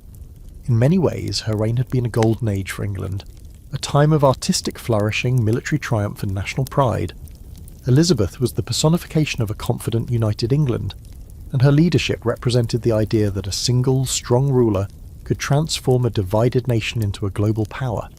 Even as England moved into a new era under the Stuarts, Elizabeth's shadow loomed large over the monarchy and over the national identity that had been forged under her reign. Her reign, though not without its flaws, had demonstrated the power of strong, principled leadership. Elizabeth had come to the throne as a young woman without a secure place in the royal family, and had navigated a world filled with intrigue, betrayal, and external threats. Yet through it all, she had managed to steer England through some of the most difficult periods in its history. By the time of her death, she had successfully united the nation, built a cultural and artistic legacy that would endure for centuries, and ensured that England would emerge as a world power. As historians look back on Elizabeth's life, there is no question that she stands as one of the most remarkable rulers in history. Her ability to transform the monarchy, to navigate the complex politics of her time, and to leave a lasting cultural legacy is a testament to her intelligence, resilience, and leadership. Elizabeth's life and reign were not just the story of a woman who ruled a kingdom, they were the story of a monarch who redefined what it meant to lead, and whose legacy would resonate through the centuries to come. Even as her physical presence faded from the world, Elizabeth I's influence remained a vital and enduring force in the history of England and the world at large. Elizabeth I's impact on the course of history continued to ripple through England long after her death, shaping the political, cultural, and religious landscapes of the nation for generations. As her legacy lived on, the England she had crafted, one marked by cultural prosperity, military strength, and religious stability, stood in sharp contrast to the stormy political future that would follow under her successor, James I. While Elizabeth's reign had been characterised by a careful balance of power, diplomacy, and religious compromise, her passing left a monarch who faced a different set of challenges. The unification of the crowns under James brought together England and Scotland, but it also introduced a host of complications that would shape English history in unexpected ways. One of the most significant effects of Elizabeth's reign was the establishment of a powerful English navy. Elizabeth had understood the importance of sea power, both as a defence against foreign invasion and as a means of expanding English influence across the globe. The defeat of the Spanish Armada in 1588 had not only protected England from Catholic domination, but also bolstered the reputation of England as a naval superpower. The English navy under her direction had become one of the most formidable in the world. However, following Elizabeth's death, her successor, James I, would find himself in a precarious position as tensions with Spain were never fully resolved, and the military focus of the Tudor era gave way to the political and personal struggles of the Stuart monarchy. James's reign, though starting with the peaceful union of the English and Scottish crowns, was increasingly characterised by political struggles that Elizabeth had managed to avoid. The English throne had shifted from one of pragmatic leadership to one of greater absolutism. While Elizabeth had carefully worked with her parliament, James, who believed in the divine right of kings, attempted to assert more authority over the monarchy, which led to growing tensions with both Parliament and the English people. This shift in governance was partly a reaction to Elizabeth's long reign, which had relied heavily on the cooperation of her advisers and the support of Parliament. James's more autocratic approach, however, set the stage for years of political conflict, culminating in the English Civil War in the 1640s, which would further cement the division between the monarchy and Parliament. The political divisions that arose during James's reign were not merely the result of his own leadership style, but also of the religious tensions that Elizabeth had carefully managed throughout her rule. While Elizabeth's religious settlement had established Protestantism as the official religion of England, her tolerance toward Catholics was always an underlying fragile piece. The post-Reformation world in which Elizabeth reigned was filled with religious upheaval across Europe, and Elizabeth's skillful navigation of these conflicts had kept her kingdom relatively stable. Yet with her death, the balance she had struck between the Catholics and Protestants began to unravel. James's efforts to unify both the Church of England and Catholic factions within England proved to be difficult and unsuccessful, which led to heightened tensions between the Protestant majority and the Catholic minority. Perhaps one of the most profound aspects of Elizabeth's reign was her influence on the cultural development of England. The Elizabethan era is often remembered as a period of great literary and artistic achievement. The works of Shakespeare, Marlowe, and Spenser were products of a time when the arts flourished under the protection of a monarch who understood the importance of cultural development in reinforcing national identity. Elizabeth, who was both a patron of the arts and a queen deeply involved in matters of national culture, recognised that literature and the theatre could serve as powerful tools for expressing the values of her reign. The public theatre, which became immensely popular during her rule, was a reflection of her commitment to the growth of English arts and the dissemination of ideas. James V, thus, though a supporter of the arts, could not fully capture the spirit of the Elizabethan age. His reign marked a shift in both the political and cultural climate of England. While the theatre continued to flourish under James's patronage, the intellectual and artistic innovations that had been at their peak under Elizabeth started to slow. Elizabeth's reign had given rise to the golden age of English drama, where playwrights like Shakespeare were able to write with remarkable freedom. By contrast, James's rule was marked by growing censorship and less tolerance for certain forms of artistic expression. The arts, which had been so central to Elizabeth's reign, began to lose the vibrant energy they had once had, as the monarchy became more conservative and less engaged with the intellectual flourishing of the Elizabethan period. The political and cultural shifts following Elizabeth's death were compounded by the growing influence of the English Parliament, which began to assert more power as the monarchy sought to reclaim authority. Elizabeth had managed to maintain her power by using her political astuteness and by aligning herself with her advisers, but as the Stuart king sought to strengthen royal prerogative, the divide between monarchy and parliament grew. Elizabeth's reign had seen a balance of power between monarch and parliament that allowed her to rule with relative ease, but this delicate equilibrium began to fracture under her successors. By the time of James's son, Charles I, this tension would reach its breaking point, leading to the civil war that would challenge the monarchy's absolute authority. Despite these challenges, Elizabeth's death marked the end of a transformative period in English history, and the changes that followed in the centuries to come were shaped in part by the foundations she had laid. Elizabeth had skillfully navigated a world that seemed to conspire against her, from her own family's political intrigues to foreign powers seeking to undermine her rule. Yet she had always managed to steer England through the storm, and by the time of her death, England had become a formidable power on the European stage. Her ability to hold together a divided kingdom, while expanding its influence in the world, ensured that her reign would be remembered as one of England's greatest. Even as England moved into a new era under the Stuarts, the legacy of Elizabeth I would continue to resonate for centuries, providing both inspiration and caution to the monarchs who followed. Elizabeth's reign, filled with triumphs and hardships, proved that the nation could rise above its struggles when led by a ruler with a steady hand and a clear vision. And although her direct descendants would not carry her legacy into the future, Elizabeth I, the first imprint on England, remained unshaken.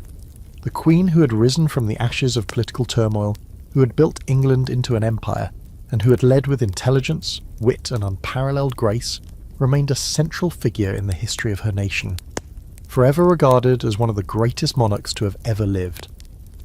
The death of Elizabeth I did not just mark the end of the Tudor dynasty, but also the end of an era of England's grand political unity and cultural ascendancy. For the nation, the Elizabethan age had been a time of pride and achievement, a period that built the foundation for England's place in the modern world.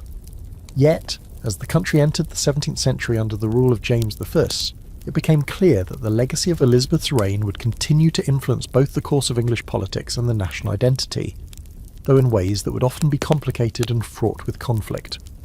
James, inheriting both England and Scotland, quickly found himself at odds with many of the established norms that Elizabeth had carefully cultivated. While she had been a master of balance and diplomacy, James was far more assertive in his approach to royal authority, believing firmly in the divine right of kings. His belief that the monarch held supreme power led to mounting tensions with Parliament, an institution that had gained increasing influence during Elizabeth's rule. James's autocratic inclinations, compounded by his Scottish background, placed him in a delicate political position. While Elizabeth had managed to keep the monarchy and Parliament on a relatively even keel, James's overconfidence in his divine right to rule alienated many who had grown accustomed to a more collaborative relationship with the crown. The result was a tension that would grow over the next several decades. The friction between monarch and Parliament became particularly pronounced under James's son, Charles I, whose struggles with Parliament would eventually lead to the English Civil War. In many ways, the transition from the careful governance of Elizabeth to the more confrontational approach of the Stuarts was a catalyst for the long-brewing conflict. James, though intelligent and capable in his own right, struggled to understand the balance of power that Elizabeth had so artfully maintained. This shift in the dynamics of the monarchy would go on to affect not just England's internal politics, but its role on the global stage. While James and his son Charles would face a multitude of political challenges, Elizabeth's reign remained a constant point of reference. The model of Elizabethan diplomacy, her handling of both domestic affairs and international relations, and her extraordinary ability to project both strength and vulnerability were attributes that set her apart from many monarchs who followed. Her reign had been an exercise in balancing various interests, religious factions, foreign policy, and the demands of her court, while ensuring that her authority was never in question. In the decades after her death, monarchs often looked to Elizabeth as a symbol of what good governance could achieve, but they also realised how difficult it was to replicate her approach. She had managed to navigate a complex and turbulent era, not just surviving but thriving, and her successors had a difficult time filling the shoes of a monarch who had, by all accounts, mastered the art of rule.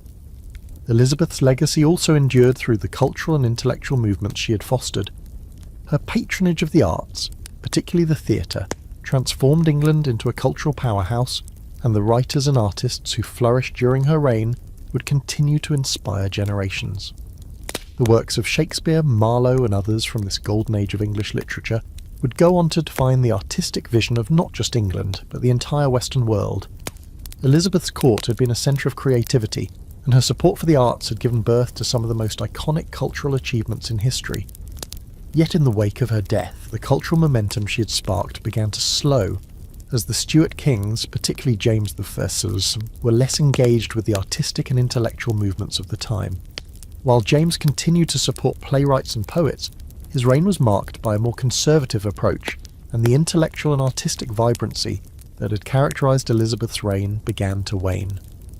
Even as her political and cultural legacy endured, Elizabeth's image as a ruler and an icon was carefully cultivated in the years after her death.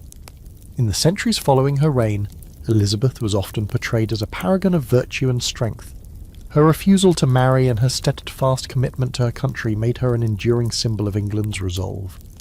The image of the Virgin Queen became central to her posthumous identity, a monarch who had remained untouchable and wholly devoted to the welfare of her people. Her image was immortalised in portraits, many of which emphasised her regal and untouchable nature, highlighting her as a symbol of both political and personal purity. Elizabeth was seen as the perfect monarch, wise, just and unyielding.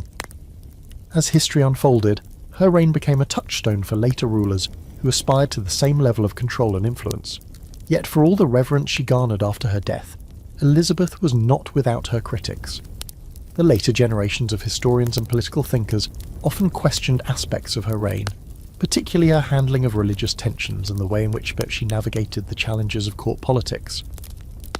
The image of Elizabeth as the perfect monarch is in many ways a myth, carefully constructed over time. While she was undeniably a remarkable ruler, her decisions were not without flaws. Some of her choices, such as the execution of Mary, Queen of Scots, and her treatment of Catholic factions, have been scrutinised by historians, with many questioning whether these actions were politically necessary or overly harsh. Still, Elizabeth's legacy remained largely unchallenged in the popular imagination. She was a queen who had redefined what it meant to rule, and had left an indelible mark on the history of England. In the long term, Elizabeth I became a symbol not just of a golden age in English history, but of the potential for strong, visionary leadership in turbulent times. She had taken a fractured kingdom, marked by the religious conflict and political instability, and transformed it into a formidable force in Europe. Her reign had demonstrated the power of a monarch to shape the destiny of a nation through intelligence, charisma, and an unyielding commitment to national interests. Her rise from an uncertain childhood to one of the greatest monarchs in history was a story of resilience, vision, and unrelenting strength. And though her successors would face their own challenges, Elizabeth I's place in history remained secure as one of the most influential leaders to have ever sat upon the English throne. As time passed, Elizabeth I's legacy continued to echo throughout England, serving as both a guiding light and a cautionary tale for those who followed her. The ideal of the Virgin Queen, with her indomitable will and unparalleled leadership, was perpetuated through the ages. In the centuries following her death, Elizabeth was celebrated not just for her political accomplishments, but for the enduring cultural identity she had helped craft for England. Her reign was often viewed as a golden age in English history, a time when the nation stood strong and united, thriving in arts, exploration, and military prowess. As with all great monarchs, the reality of Elizabeth's reign was more complex than the idealised versions of her that would emerge in the centuries after her death. Elizabeth had been an extraordinary monarch in her time, but she was also deeply human. Her reign had been marked by both triumphs and tragedies, and her decision-making had not been free from flaw or controversy. Her refusal to marry, a central aspect of her persona and political strategy, had been both a source of strength and a point of vulnerability.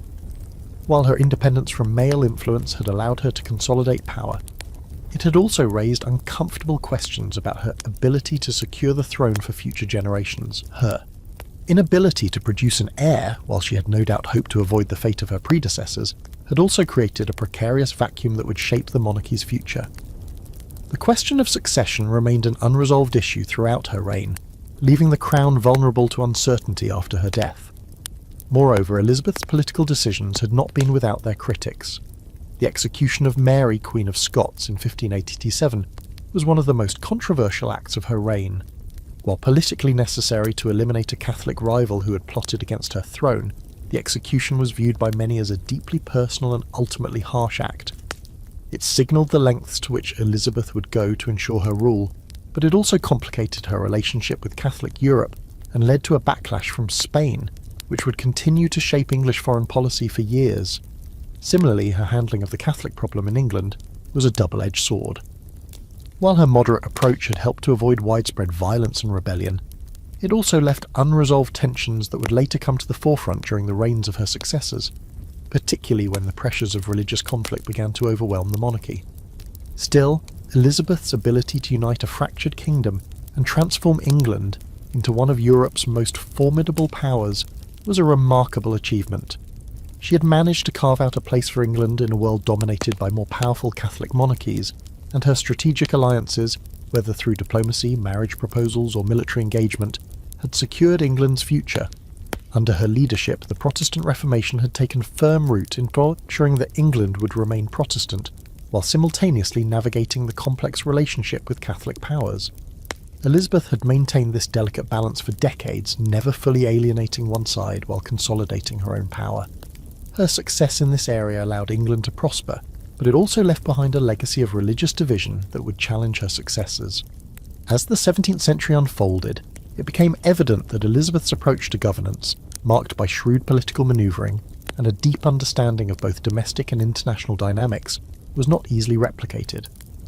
James I, her successor, would face numerous challenges, both politically and religiously. His belief in the divine right of kings, a view that sharply contrasted with Elizabeth's more balanced approach to power, contributed to a growing rift between the monarchy and Parliament. While Elizabeth had maintained a certain level of cooperation with her Parliament, James attempted to assert more control, resulting in a series of conflicts that would eventually culminate in the English Civil War. In hindsight, it was clear that Elizabeth's reign had set a precedent for the delicate relationship between monarchy and governance. Her death left a void that was difficult to fill, and her successors found themselves struggling to maintain the same level of national unity and stability. Despite the political turmoil that followed her death, Elizabeth's reign continued to inspire and influence the course of English history. Her diplomatic acumen, her firm control over the monarchy, and her strategic management of both internal and external threats ensured that her rule was a model for later monarchs. Even as her successors faced greater challenges, her influence endured as a touchstone for future leaders.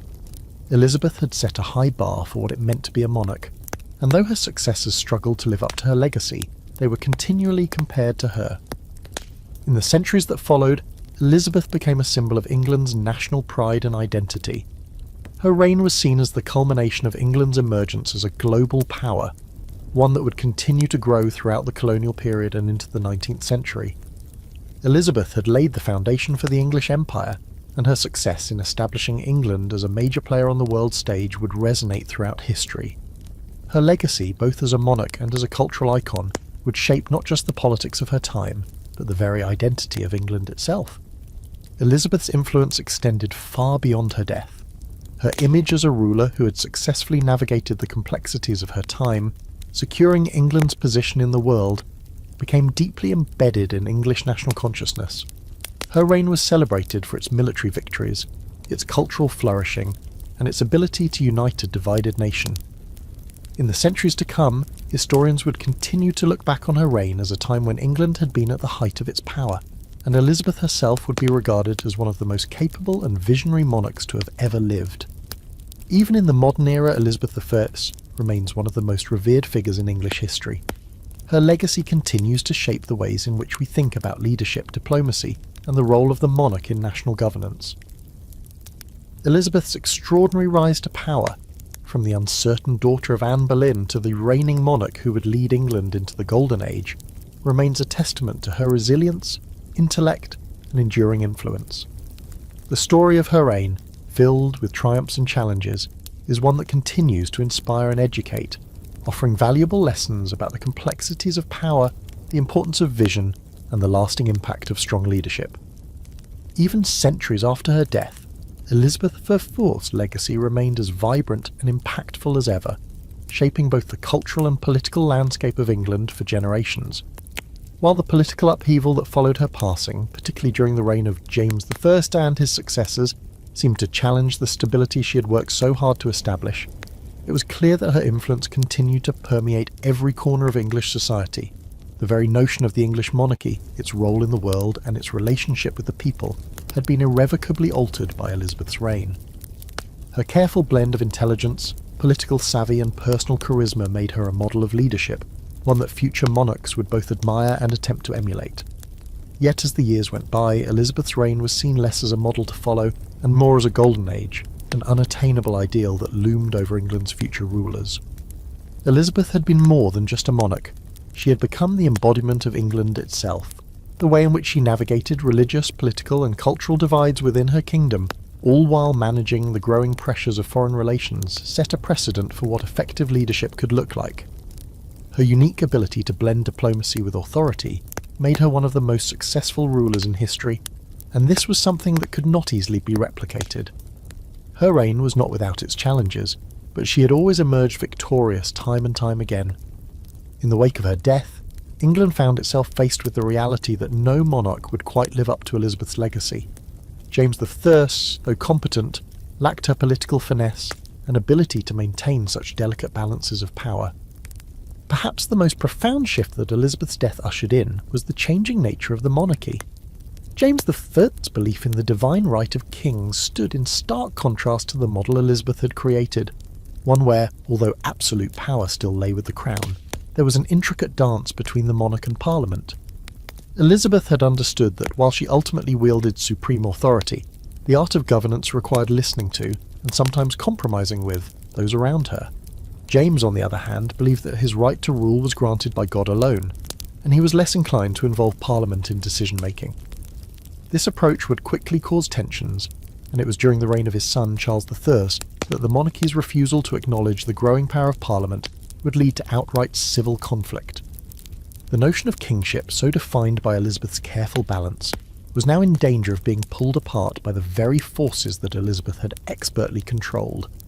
Elizabeth's reign had also seen the rise of the English navy, and with it the nation's status as a formidable naval power. Her brilliant handling of the Spanish Armada, which had long been a symbol of England's strength, had set the tone for England's imperial ambitions. Yet in the years following her death, the navy that Elizabeth had built was left to flounder under less capable leadership. The political struggles of her successors, combined with the rising tensions with Spain, took a toll on the naval prowess she had worked so hard to establish. Even as England began to expand its influence across the globe, particularly through exploration and colonisation, it was clear that Elizabeth's ability to manage foreign relations and maintain a strong military presence was something that few could match. Culturally, however, Elizabeth's influence remained undeniable. The arts flourished under her reign, and her patronage of playwrights, poets and musicians had turned England into a cultural hub. Shakespeare, Marlowe and Spenser had produced works that would stand the test of time, and the development of English drama and literature during the Elizabethan era is still regarded as one of the most significant cultural movements in history. While James I continued to support the arts, he could never fully replicate the same level of excitement and creativity that had been present under Elizabeth's rule. Her court, which had been a centre for intellectual exchange and cultural innovation, had created an atmosphere where artists and writers felt free to experiment and push boundaries. Under the Stuarts, however, there was a notable shift toward greater censorship, and the vibrancy that had defined Elizabethan culture began to diminish. Perhaps one of the most enduring aspects of Elizabeth's legacy was her ability to command respect and inspire devotion, not only among her court but among the people of England. Her public persona was carefully constructed to reflect the strength and unity of her reign, and this image became central to the English identity. Even after her death, Elizabeth was seen as a symbol of national pride, with the idealised image of the Virgin Queen representing the very best of England. As history progressed, Elizabeth's reign became mythologised, and she was celebrated as a monarch who had led her country to greatness. Yet, despite the idealised portrayals, Elizabeth's reign had been far from perfect. Her decisions were often driven by pragmatism, and not every choice she made had a happy outcome. However, it was her ability to navigate the complexities of both her time and her personal life that allowed her to secure her place in history. In the centuries following her death, Elizabeth continued to inspire political leaders, artists and thinkers alike. Her political savvy and diplomatic genius served as a model for future leaders, and her reign became a benchmark against which subsequent monarchs were measured. Elizabeth's life and legacy became a story of triumph over adversity, a tale of a woman who rose from the uncertainties of her birth to become one of the most influential rulers the world has ever known. Her reign proved that a kingdom could thrive under the guidance of a strong and capable monarch, and it demonstrated that with the right balance of authority and diplomacy, even a nation torn by division and turmoil could find unity. For England, Elizabeth I was not just a monarch, she was an institution. She had created a model of governance and national identity that endured long after her death. Her impact was not just felt in the political and cultural spheres, but also in the very soul of the nation. Elizabeth had shaped the destiny of England, and her legacy would forever be etched into the nation's history, providing inspiration and guidance for future generations. Elizabeth I's reign stands as a monument to the idea of monarchy as both a political and cultural force. Her ability to transform a divided, unstable kingdom into a powerful, unified nation is a testament to her extraordinary leadership. But what made Elizabeth truly remarkable was not just her political acumen or her military successes, it was the personal qualities that set her apart. She was a woman who ruled not only with her intellect, but with an unmatched emotional intelligence. Elizabeth understood the delicate balance between power and perception, and she used that understanding to navigate the complexities of court politics, international relations and religious tensions. This ability to command authority while maintaining the loyalty and affection of her people, even when faced with seemingly insurmountable odds, was key to her success. After her death, the world saw the continuation of the English monarchy, but the monumental change in leadership under James I made clear just how unique Elizabeth's reign had been. While James inherited a powerful kingdom, the unity and political finesse that Elizabeth had cultivated were not easily replicated.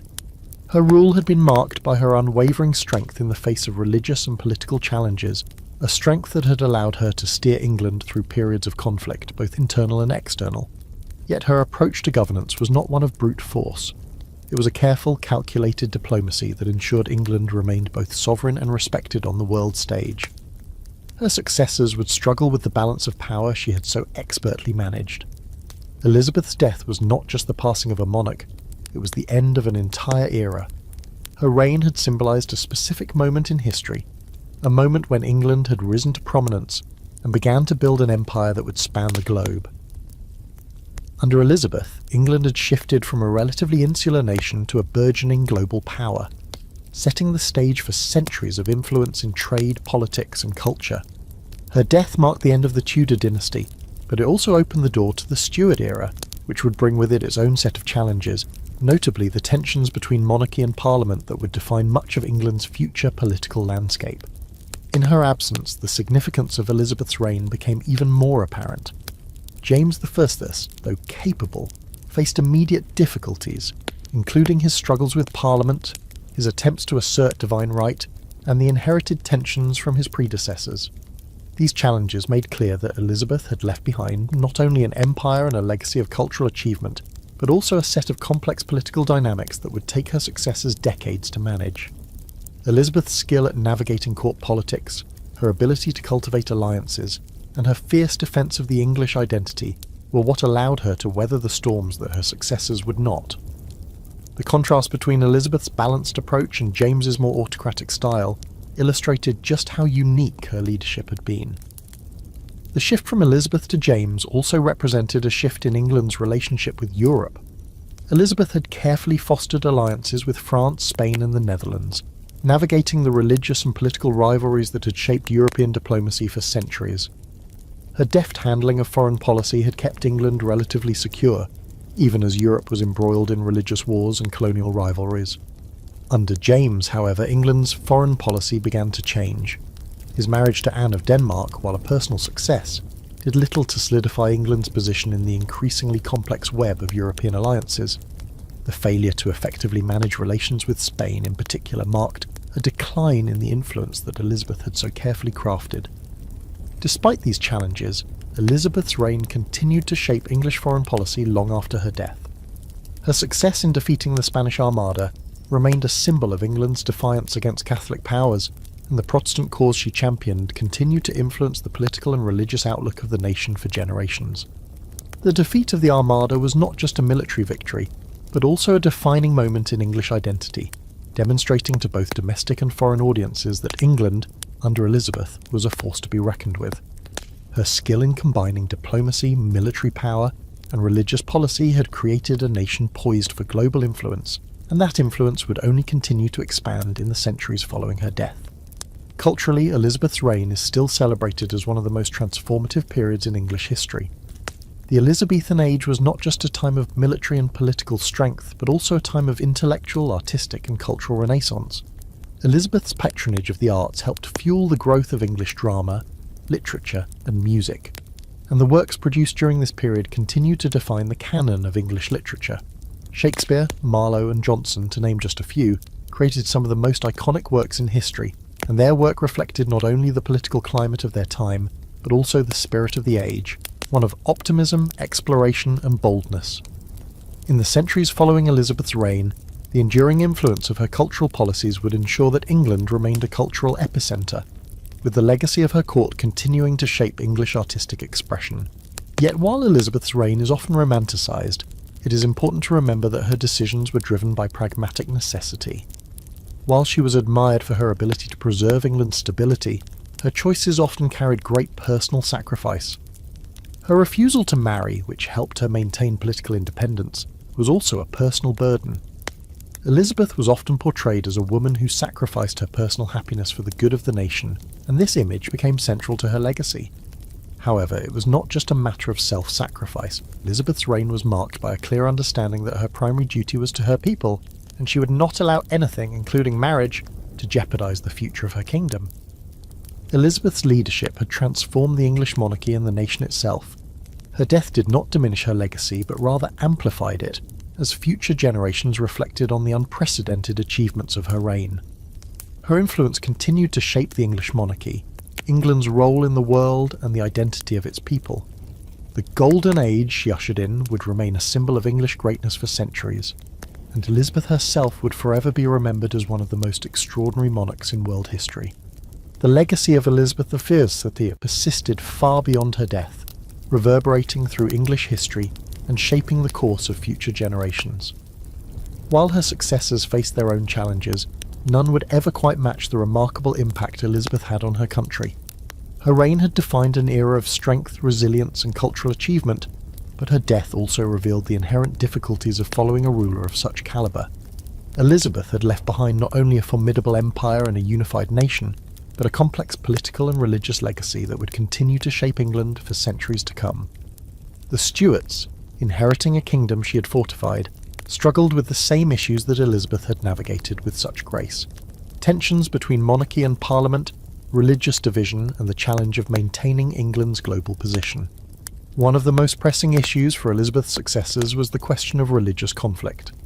Elizabeth had skillfully managed the Protestant-Catholic divide during her reign, allowing England to find relative peace amid a continent still plagued by the religious wars. Her establishment of the Church of England had given England a distinctive religious identity, one that would serve as a foundation for her policies and for the country's stability. However, her death created a vacuum that her successors struggled to fill. James I, though Protestant, was sympathetic to Catholicism, a fact that sparked considerable unrest. The constant push and pull between the desire to maintain Protestantism as the state religion and the wish to appease Catholic factions created an unstable foundation for James's reign. His inability to replicate Elizabeth's nuanced approach to religious matters would become one of the key sources of tension between the monarchy and Parliament, and the legacy of Elizabeth's careful religious diplomacy would come into sharper focus. The political balance that Elizabeth had carefully maintained also began to unravel under the Stuarts. James's belief in the divine right of kings, his attempts to centralise power, and his disregard for Parliament's influence marked a sharp departure from Elizabeth's more measured approach. Elizabeth had understood that while she was the ultimate authority, maintaining cooperation with Parliament and listening to her advisers was key to sustaining her power. James, however, believed that his right to rule came directly from God, and saw Parliament as an obstacle to his will. This shift toward absolutism eventually created a rift between the monarchy and the people. Under his son Charles I, this rift would deepen, eventually leading to the English Civil War and the temporary overthrow of the monarchy. The political culture Elizabeth had left behind, one of mutual respect and shared power, was being slowly eroded by her successors, and England would pay the price for this shift in governance. Despite the challenges posed by her successors, Elizabeth's death marked the beginning of an era where her influence continued to loom large. Even though James I and later monarchs faced difficulties, they continued to be judged against the standards set by Elizabeth. Her reign, often idealised in retrospect, became the golden age by which future rulers were measured. Elizabeth's ability to navigate crises with poise and her remarkable resilience became a model of what leadership could achieve in the face of adversity. Her reign had elevated England to its highest position in Europe and beyond, and her legacy remained an essential part of the nation's identity. In the cultural realm, the decline of the Elizabethan Golden Age after her death was inevitable. The English Renaissance that had flourished under her reign, particularly in the theatre, was a direct result of Elizabeth's personal interest in the arts. She had understood that the arts were not merely entertainment, they were a reflection of national identity and a tool for shaping public opinion. Under her patronage, playwrights like Shakespeare had revolutionised English drama, and poets like Edmund Spenser had crafted works that embodied the aspirations of a nation on the rise. The court of Elizabeth was a vibrant centre for intellectual and artistic exchange, and the arts had flourished as a result. However, after her death, the cultural vibrancy of her reign began to fade. While James I did continue to support the arts, his reign was less engaged with the creative impulses that had defined Elizabeth's court. This shift marked the decline of the intellectual and cultural energy that had made Elizabeth's era a unique moment in English history. The shifting dynamics of English politics under the Stuarts also began to affect the global ambitions that Elizabeth had fostered. Under her reign, England had begun to explore and colonise new lands, establishing itself as a rising global power. Elizabeth's strategic support of explorers like Sir Francis Drake and Sir Walter Raleigh had begun to lay the groundwork for what would eventually become the British Empire. She had understood the importance of maritime exploration and had invested in it, even when the risks were high. Her reign had seen the first true steps toward English expansion across the seas, and her vision for England as a dominant naval power had been realised during her lifetime. After her death, however, the expansionist energy that had characterised Elizabeth's reign began to wane. The political and financial turmoil under her successors, particularly the rising tension with Spain, limited England's ability to focus on further expansion. While the groundwork for empire building had been laid, it would take several more decades before England would achieve the vast overseas empire that had been envisioned during Elizabeth's reign. The death of Elizabeth also left a vacuum in terms of national identity. Elizabeth had come to symbolise England itself. Her image was as much a part of the national psyche as the kingdom she ruled. She was not merely a monarch, but a symbol of England's resilience and greatness. Her image as the Virgin Queen became central to the narrative of English pride and independence. She had been portrayed as untouchable, her virginity a symbol of her unblemished rule, and her death forced a reckoning with the idea of England without her. In the years following her passing, Elizabeth became more than just a historical figure. She became an ideal, the embodiment of English strength and unity. While James I struggled to live up to her example, his reign could not fully erase the memory of the Elizabethan age, an era when England had stood at the height of its powers. Yet the very challenges faced by James I and his successors served to highlight the extraordinary nature of Elizabeth's rule. She had navigated political strife, religious conflict, and foreign threats with a deftness that few monarchs could match.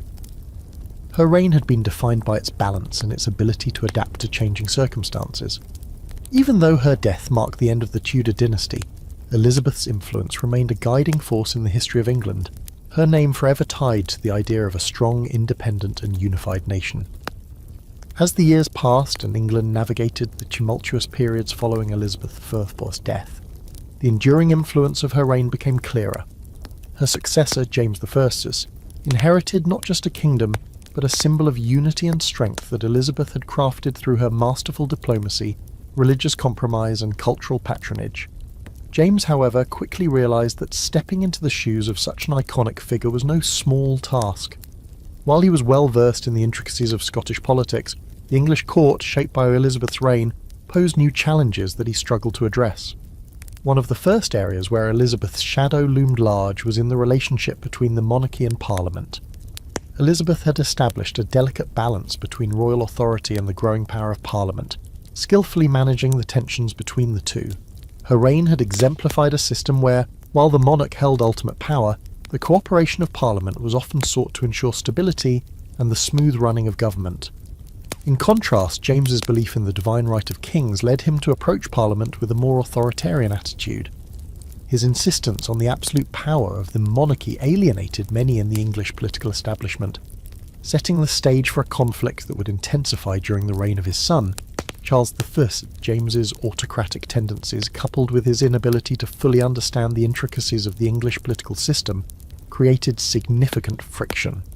His refusal to compromise with Parliament on matters of taxation, religion and royal prerogative eroded the cooperative spirit that had defined Elizabeth's relationship with her government. While Elizabeth had been a pragmatist who understood the necessity of political negotiation, James's approach was far more rigid.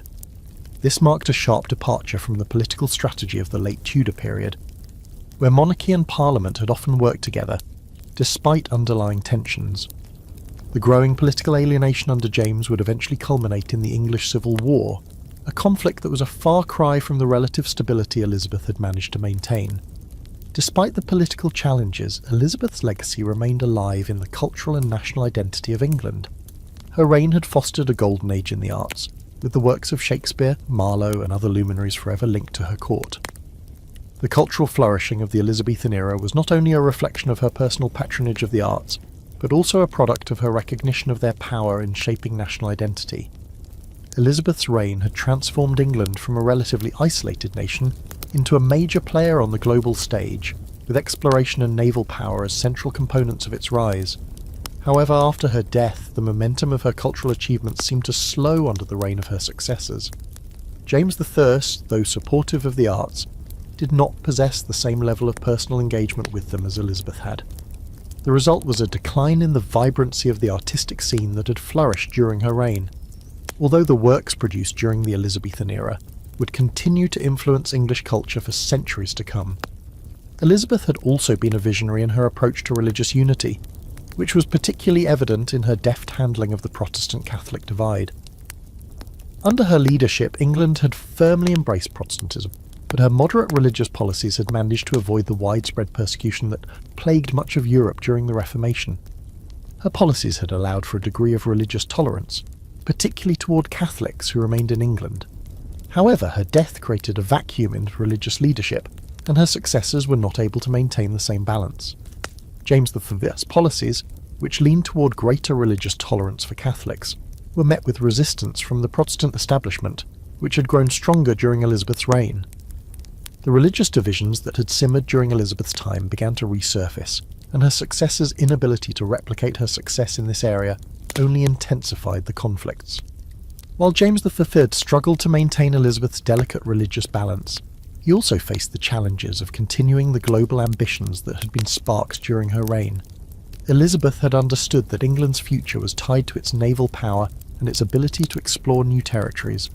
She had encouraged voyages to the New World and had supported privateers like Sir Francis Drake, whose exploits had extended England's influence abroad. Under her rule, England began to take its first steps toward empire, with colonies in the Americas and a growing presence in global trade routes. After Elizabeth's death, however, the focus shifted away from exploration as the new king, more concerned with domestic stability, was unable to maintain the same level of engagement with colonial expansion. The rising tensions between England and Spain, while not resolved, were also overshadowed by the growing internal conflicts that plagued the Stuart monarchy. Nonetheless, Elizabeth's legacy continued to shape English identity in profound ways. She had created an image of the monarch as both a political leader and a symbol of national unity. Her image as the Virgin Queen no more had become synonymous with England itself, untouchable, independent and resilient in the face of both internal and external pressures. This image endured long after her death, especially as her successors struggled to live up to the standards she had set. The idea of England as a united, powerful and independent nation, free from the constraints of foreign influence, became a core element of national pride, something that would continue to define the country for centuries. In the centuries following Elizabeth's death, her reign would be romanticised as a time of England's greatest achievements: the flourishing of the arts, the successful defence against Spain, and the cultural vibrancy of her court became emblematic of a time when England had been at the height of its power. Even as the political landscape shifted and the monarchy faced challenges, the idea of the Elizabethan age remained a point of reference, a golden era when England had stood firm in its identity and had been led by one of the most extraordinary monarchs in history. Elizabeth I had not only shaped the course of English politics, but had helped forge a national identity that would endure well into the future. Her death may have marked the end of an era, but the foundations she had built, both politically and culturally, continued to influence the direction of England for generations to come. In many ways, the success and failures of the English monarchy after her death were measured against her remarkable reign, and her influence remained a defining element of the nation's history. The decades following Elizabeth I's death saw her legacy morph into something of a cultural and political ideal, a standard by which monarchs would inevitably be judged. Her reign had been defined by a combination of personal strength, diplomatic finesse, and national pride, qualities that allowed her to guide England through turbulent waters and to leave behind a nation that had emerged as a significant power in Europe. Her successors, though skilled in their own ways, would often struggle to capture the careful balance she had so adeptly maintained. Her death marked the beginning of the Stuart dynasty, but it also highlighted the difficulties of maintaining the political equilibrium she had established. As England moved from one monarch to the next, Elizabeth's reign stood as a reminder of what England had been under her rule, a symbol of unity, independence, and strength. James Vi's ascension to the throne in 1603 marked the beginning of a new era, but it was an era that was weighed down by the memory of Elizabeth's exceptional reign. James, though capable, lacked Elizabeth's finesse in handling the delicate balance of power between the monarchy and Parliament. His belief in the divine right of kings and his attempts to assert more direct control over the government created significant tension with Parliament, which had grown in influence during Elizabeth's rule. While Elizabeth had been able to maintain a cooperative relationship with Parliament, James's authoritarian approach to governance quickly eroded the sense of trust and cooperation that had characterised the latter part of the Tudor period. This tension, compounded by issues of religion and foreign policy, would lead to conflicts that would ultimately shape England's political future for generations. The political shift that began with James I's reign was not just a product of his style, but a response to the legacy of Elizabeth's reign. Her ability to govern with a combination of strength and diplomacy had made her a beloved figure, and her decision to leave the throne without a direct heir had ensured that the monarchy would face a new set of challenges. The lack of a clear successor had placed England in a precarious position, as James's foreign background and his difficulty navigating the complex English political landscape became sources of division. While Elizabeth had kept a delicate balance, James's reign marked a departure from the more pragmatic politics of the late Tudors. On the global stage, Elizabeth's influence continued to shape England's place in the world. During her reign, England had begun to establish its presence in the Americas and the Far East, embarking on the first stages of what would later become the British Empire. Elizabeth's support of explorers and privateers like Sir Francis Drake and Walter Raleigh had set the groundwork for England's imperial ambitions. However, under James I, these ambitions were overshadowed by the political instability within the kingdom. The focus on domestic issues and religious tensions meant that the expansionist policies that had characterised Elizabeth's reign were no longer a priority. The shift in focus, combined with the internal struggles of the Stuart monarchy, slowed England's global growth for a time. Culturally, the end of the Elizabethan age marked a period of transition in England. Elizabeth's reign had seen the emergence of some of the greatest literary and artistic achievements in history, with playwrights like Shakespeare, Marlowe, and Ben Jonson shaping the cultural landscape of their time. Elizabeth had been a staunch patron of the arts, understanding that the flourishing of literature, theatre and music was not only a reflection of national identity, but also a way to cement England's place in the cultural world. Her death, however, marked a shift in both the political and cultural spheres. The vibrancy of the Elizabethan court, which had nurtured some of the greatest minds in history, was gradually replaced by the more restrained atmosphere of the early Stuart period. While James I continued to support the arts, he did so without the same fervour or personal involvement that had marked Elizabeth's reign, and this shift contributed to the gradual decline of the golden age that had defined Elizabethan England. Despite the political and cultural shifts that followed Elizabeth's death, her legacy remained a defining element of English identity. Her reign had solidified England's independence from Catholic Europe and established a Protestant identity that would endure for centuries. The sense of national pride and unity she had cultivated became central to the English character, and her image as a strong, capable monarch continued to inspire those who followed in her footsteps.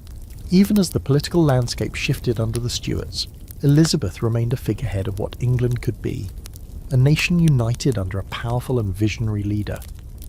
In the centuries after her death, Elizabeth I continued to serve as a symbol of English greatness. Her reign, often romanticised, became the high watermark of England's power and cultural achievement. Historians and politicians alike would continually look back to her as a benchmark, comparing her to later monarchs and questioning whether any ruler could ever measure up to her unparalleled blend of political skill, cultural awareness, and national unity. Elizabeth had forged a legacy not only as a monarch, but as a symbol of what strong, wise leadership could achieve, and her impact on the history of England would be felt long after the monarchy had changed hands.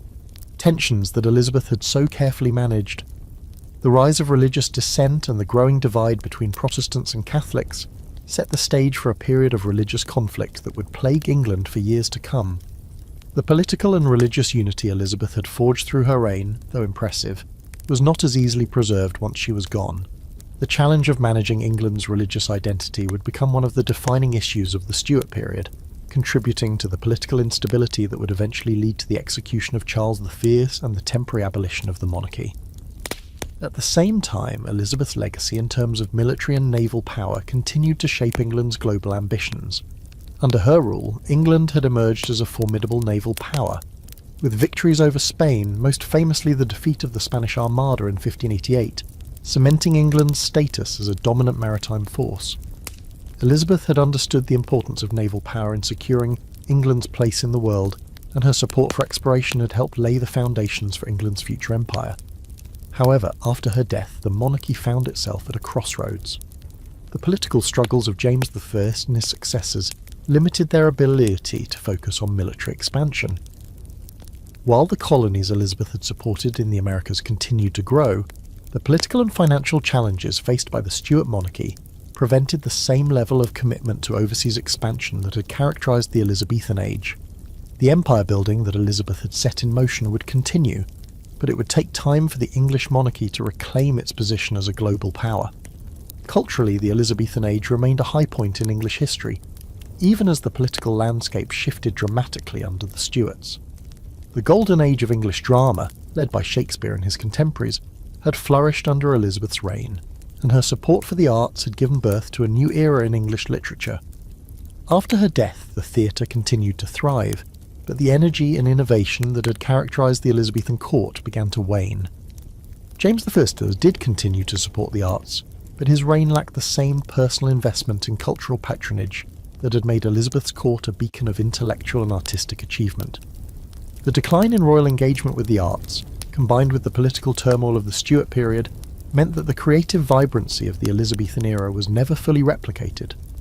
While Elizabeth's reign had seen a flourishing of literature and drama that would become the foundation of English literary tradition, the early 17th century saw a retreat from the heights of artistic expression that had marked her time on the throne.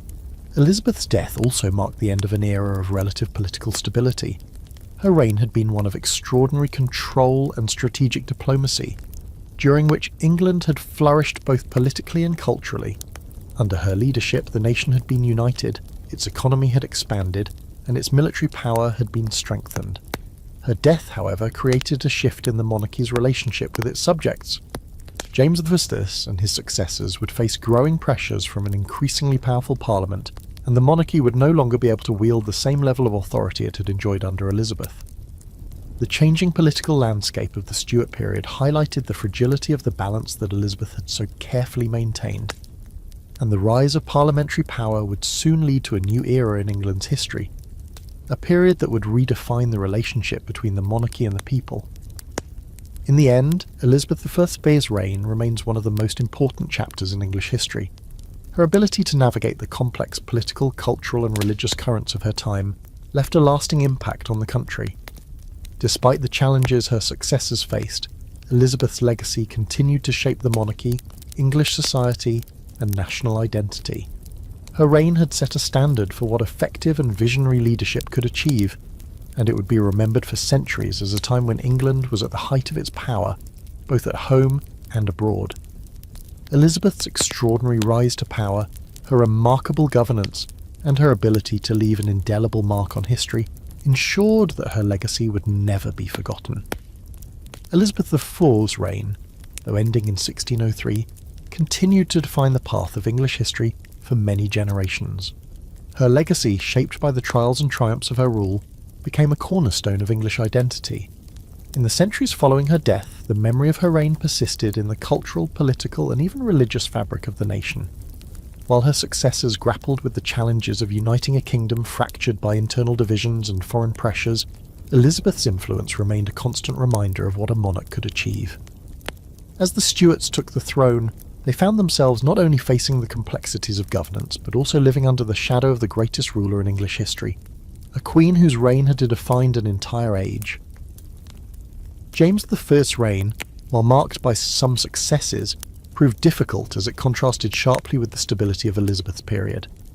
His assertion of divine right and his attempts to centralise power within the monarchy sparked conflict with Parliament.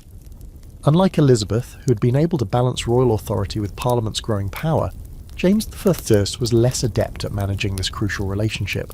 His reliance on royal prerogative and his efforts to assert his authority over the growing parliamentary influence resulted in a rift that would only widen during the reign of his son Charles I. The political framework that Elizabeth had so carefully cultivated, one that allowed for cooperation between the monarchy and Parliament, slowly eroded under the Stuarts, culminating in the English Civil War. Elizabeth's careful diplomacy had kept England relatively unified, but her successors were less skilled at navigating the complex dynamics between monarchy and government. In the realm of religion, the legacy of Elizabeth's reign was equally significant. Elizabeth's religious settlement had established Protestantism as the dominant faith in England, but it had also allowed space for some degree of Catholic and Catholic sympathising tolerance. This fragile religious peace held for much of her reign, but would prove difficult to maintain after her death. While Elizabeth had played a masterful hand in managing religious factions, her successors were less able to find the same balance.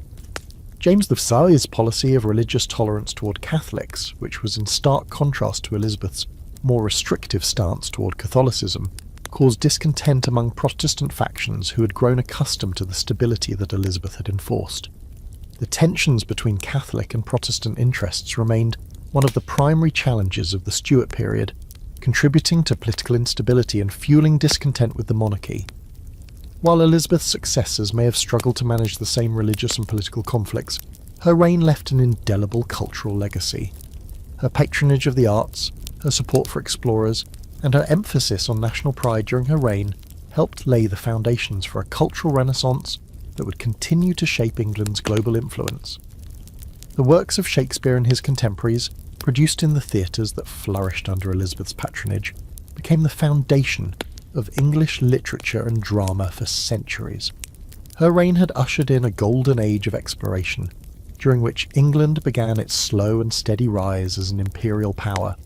Figures like Sir Francis Drake and Walter Raleigh, emboldened by Elizabeth's support, would lay the groundwork for what would later become the British Empire. Elizabeth had seen the importance of establishing England's presence on the world stage, and her efforts to sponsor exploration and naval power set the tone for England's imperial ambitions in the centuries that followed. Yet even as her influence remained present, the decline of Elizabeth's court atmosphere under the Stuart kings became apparent. James III and Charles I, though not without their own support of the arts, did not share the same deep engagement with the creative community that Elizabeth had. The culture of intellectual and artistic freedom that had flourished at the Elizabethan court began to fade. Elizabeth's court had been a place where ideas could be exchanged freely, and the arts could thrive without heavy censorship. Under the early Stuarts, however, the influence of the monarchy over the arts became more restrictive, particularly as religious and political tensions rose. The Elizabethan age had seen the blossoming of English theatre, literature and music, but under James and Charles, the vibrancy of English cultural life began to dissipate. Moreover, Elizabeth's strategic use of marriage diplomacy, particularly her handling of numerous European suitors, had allowed her to maintain both political autonomy and influence. Her choice to remain unmarried and her ability to use the prospect of marriage as a diplomatic tool had been key in preserving England's independence, while maintaining a strong image as a leader in control of her destiny. The later Stuarts, however, struggled with similar issues. James I's marriage to Anne of Denmark, while personally successful, did little to secure political alliances that were as beneficial to England as Elizabeth's carefully considered suitors had been. Charles I's own marital choices, notably his marriage to the Catholic Henrietta Maria of France, further alienated the Protestant majority in England, deepening the political and religious divisions that Elizabeth had worked so hard to mitigate. Elizabeth's influence on England's identity also persisted beyond the political and cultural spheres. Her reign had shaped the national narrative, creating an image of England as a proud, independent nation. She had, through her actions and decisions, fostered a sense of national pride that endured long after her death. Even as her successors faced difficulties, Elizabeth's image remained a cornerstone of the national psyche. The Virgin Queen persona, representing purity and independence, remained central to how the English people viewed their past and their future. Elizabeth had not only defined the role of the monarch, but had also defined what it meant to be English. Her reign had solidified the idea of England as a powerful, unified force on the world stage, and that idea would continue to shape England's national identity for generations.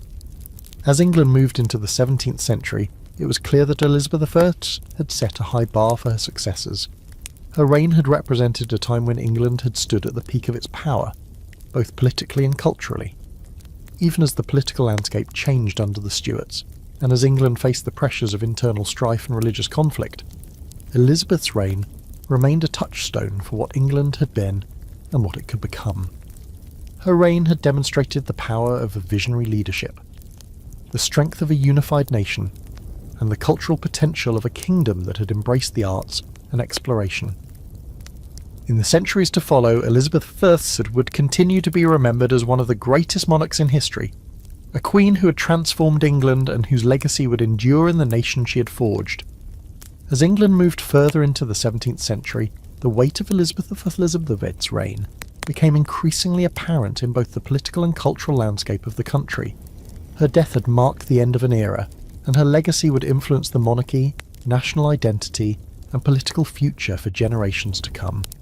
While her successors, particularly James I and Charles III, struggled with the challenges of governing in the wake of such a towering figure, Elizabeth's ability to maintain a delicate balance between monarchy and parliament, and her mastery of international diplomacy, became the standard by which future rulers would be measured. The Stuart monarchs, inheriting a united England with Elizabeth's achievements, now faced a more complex world that her policies had helped shape. One of the greatest lessons that James I and his successors learned, albeit the hard way, was the political significance of the relationship between monarchy and parliament. Elizabeth had set a precedent for coexisting with parliament, making it clear that, while the monarch held supreme authority, there needed to be cooperation with the governing body to ensure stability. Her reign had skillfully navigated political tensions, providing space for Parliament's growing influence without undermining the monarchy. But James I, unlike Elizabeth, did not understand the necessity of compromise. His insistence on divine right and royal prerogative alienated Parliament, setting the stage for conflicts that would deepen under his son Charles I.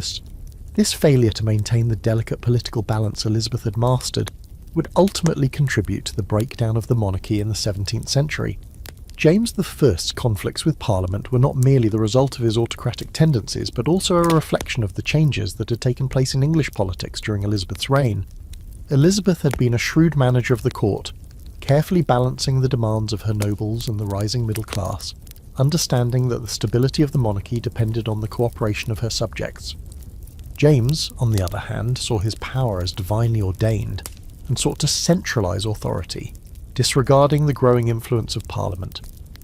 His struggles to assert royal prerogative, particularly when it came to issues of taxation and foreign policy, would create an atmosphere of distrust that would only grow under Charles I, leading to civil war. The shift in the political climate after Elizabeth's death highlighted the fragility of the political structures she had so carefully put in place. While Elizabeth had cultivated a sense of unity among her people, and had navigated the challenges of foreign diplomacy and internal dissent, her successors found themselves unable to manage the growing divisions within England. Religious conflicts, political intrigues, and economic instability combined to create a turbulent environment, one that Elizabeth's pragmatic leadership had kept at bay. In the wake of her reign, England's national identity began to shift, and the monarchy's grip on power weakened as the social and political fabric of the nation became increasingly complex. Despite these struggles, Elizabeth's reign remained a high point in England's history, one that was celebrated and revered in the generations that followed.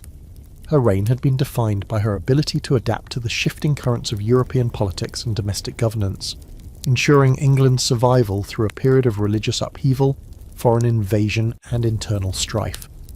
The military victories she achieved, especially the defeat of the Spanish Armada, were not just military triumphs, they were symbols of English resilience and independence.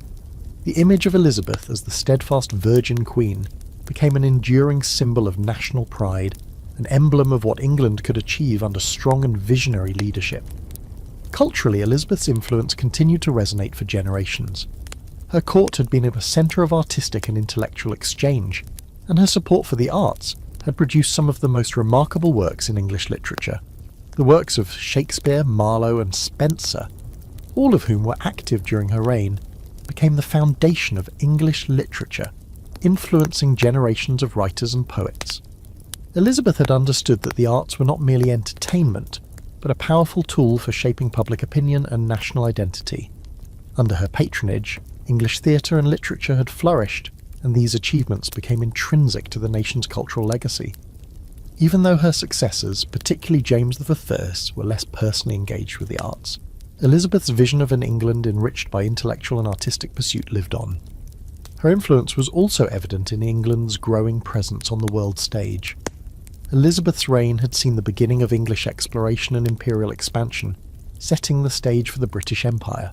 She had been a champion of exploration, backing voyages by figures like Sir Francis Drake and Walter Raleigh, whose expeditions laid the groundwork for the global influence England would eventually wield. Elizabeth had understood the importance of maritime power in securing England's place in the world, and her reign had marked the beginning of England's rise as a naval superpower. After her death, the expansion of English influence continued, though the political and financial challenges faced by her successors slowed the momentum that Elizabeth had set in motion. Still, her vision of an England with a vast and influential global presence remained a driving force in English imperialism. In the years following her death, Elizabeth's legacy continued to be honoured and idealised.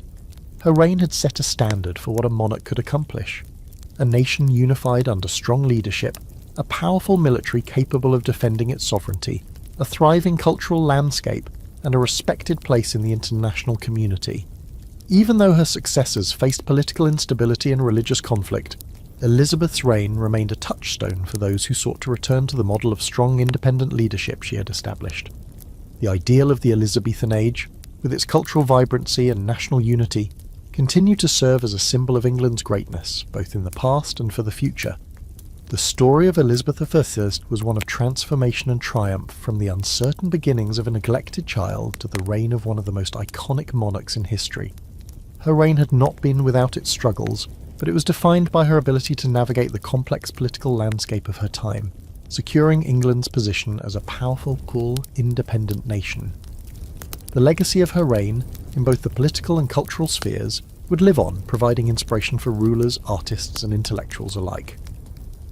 Elizabeth I had left an indelible mark on history, and her influence would continue to be felt long after her death, shaping not only the future of England but also the world.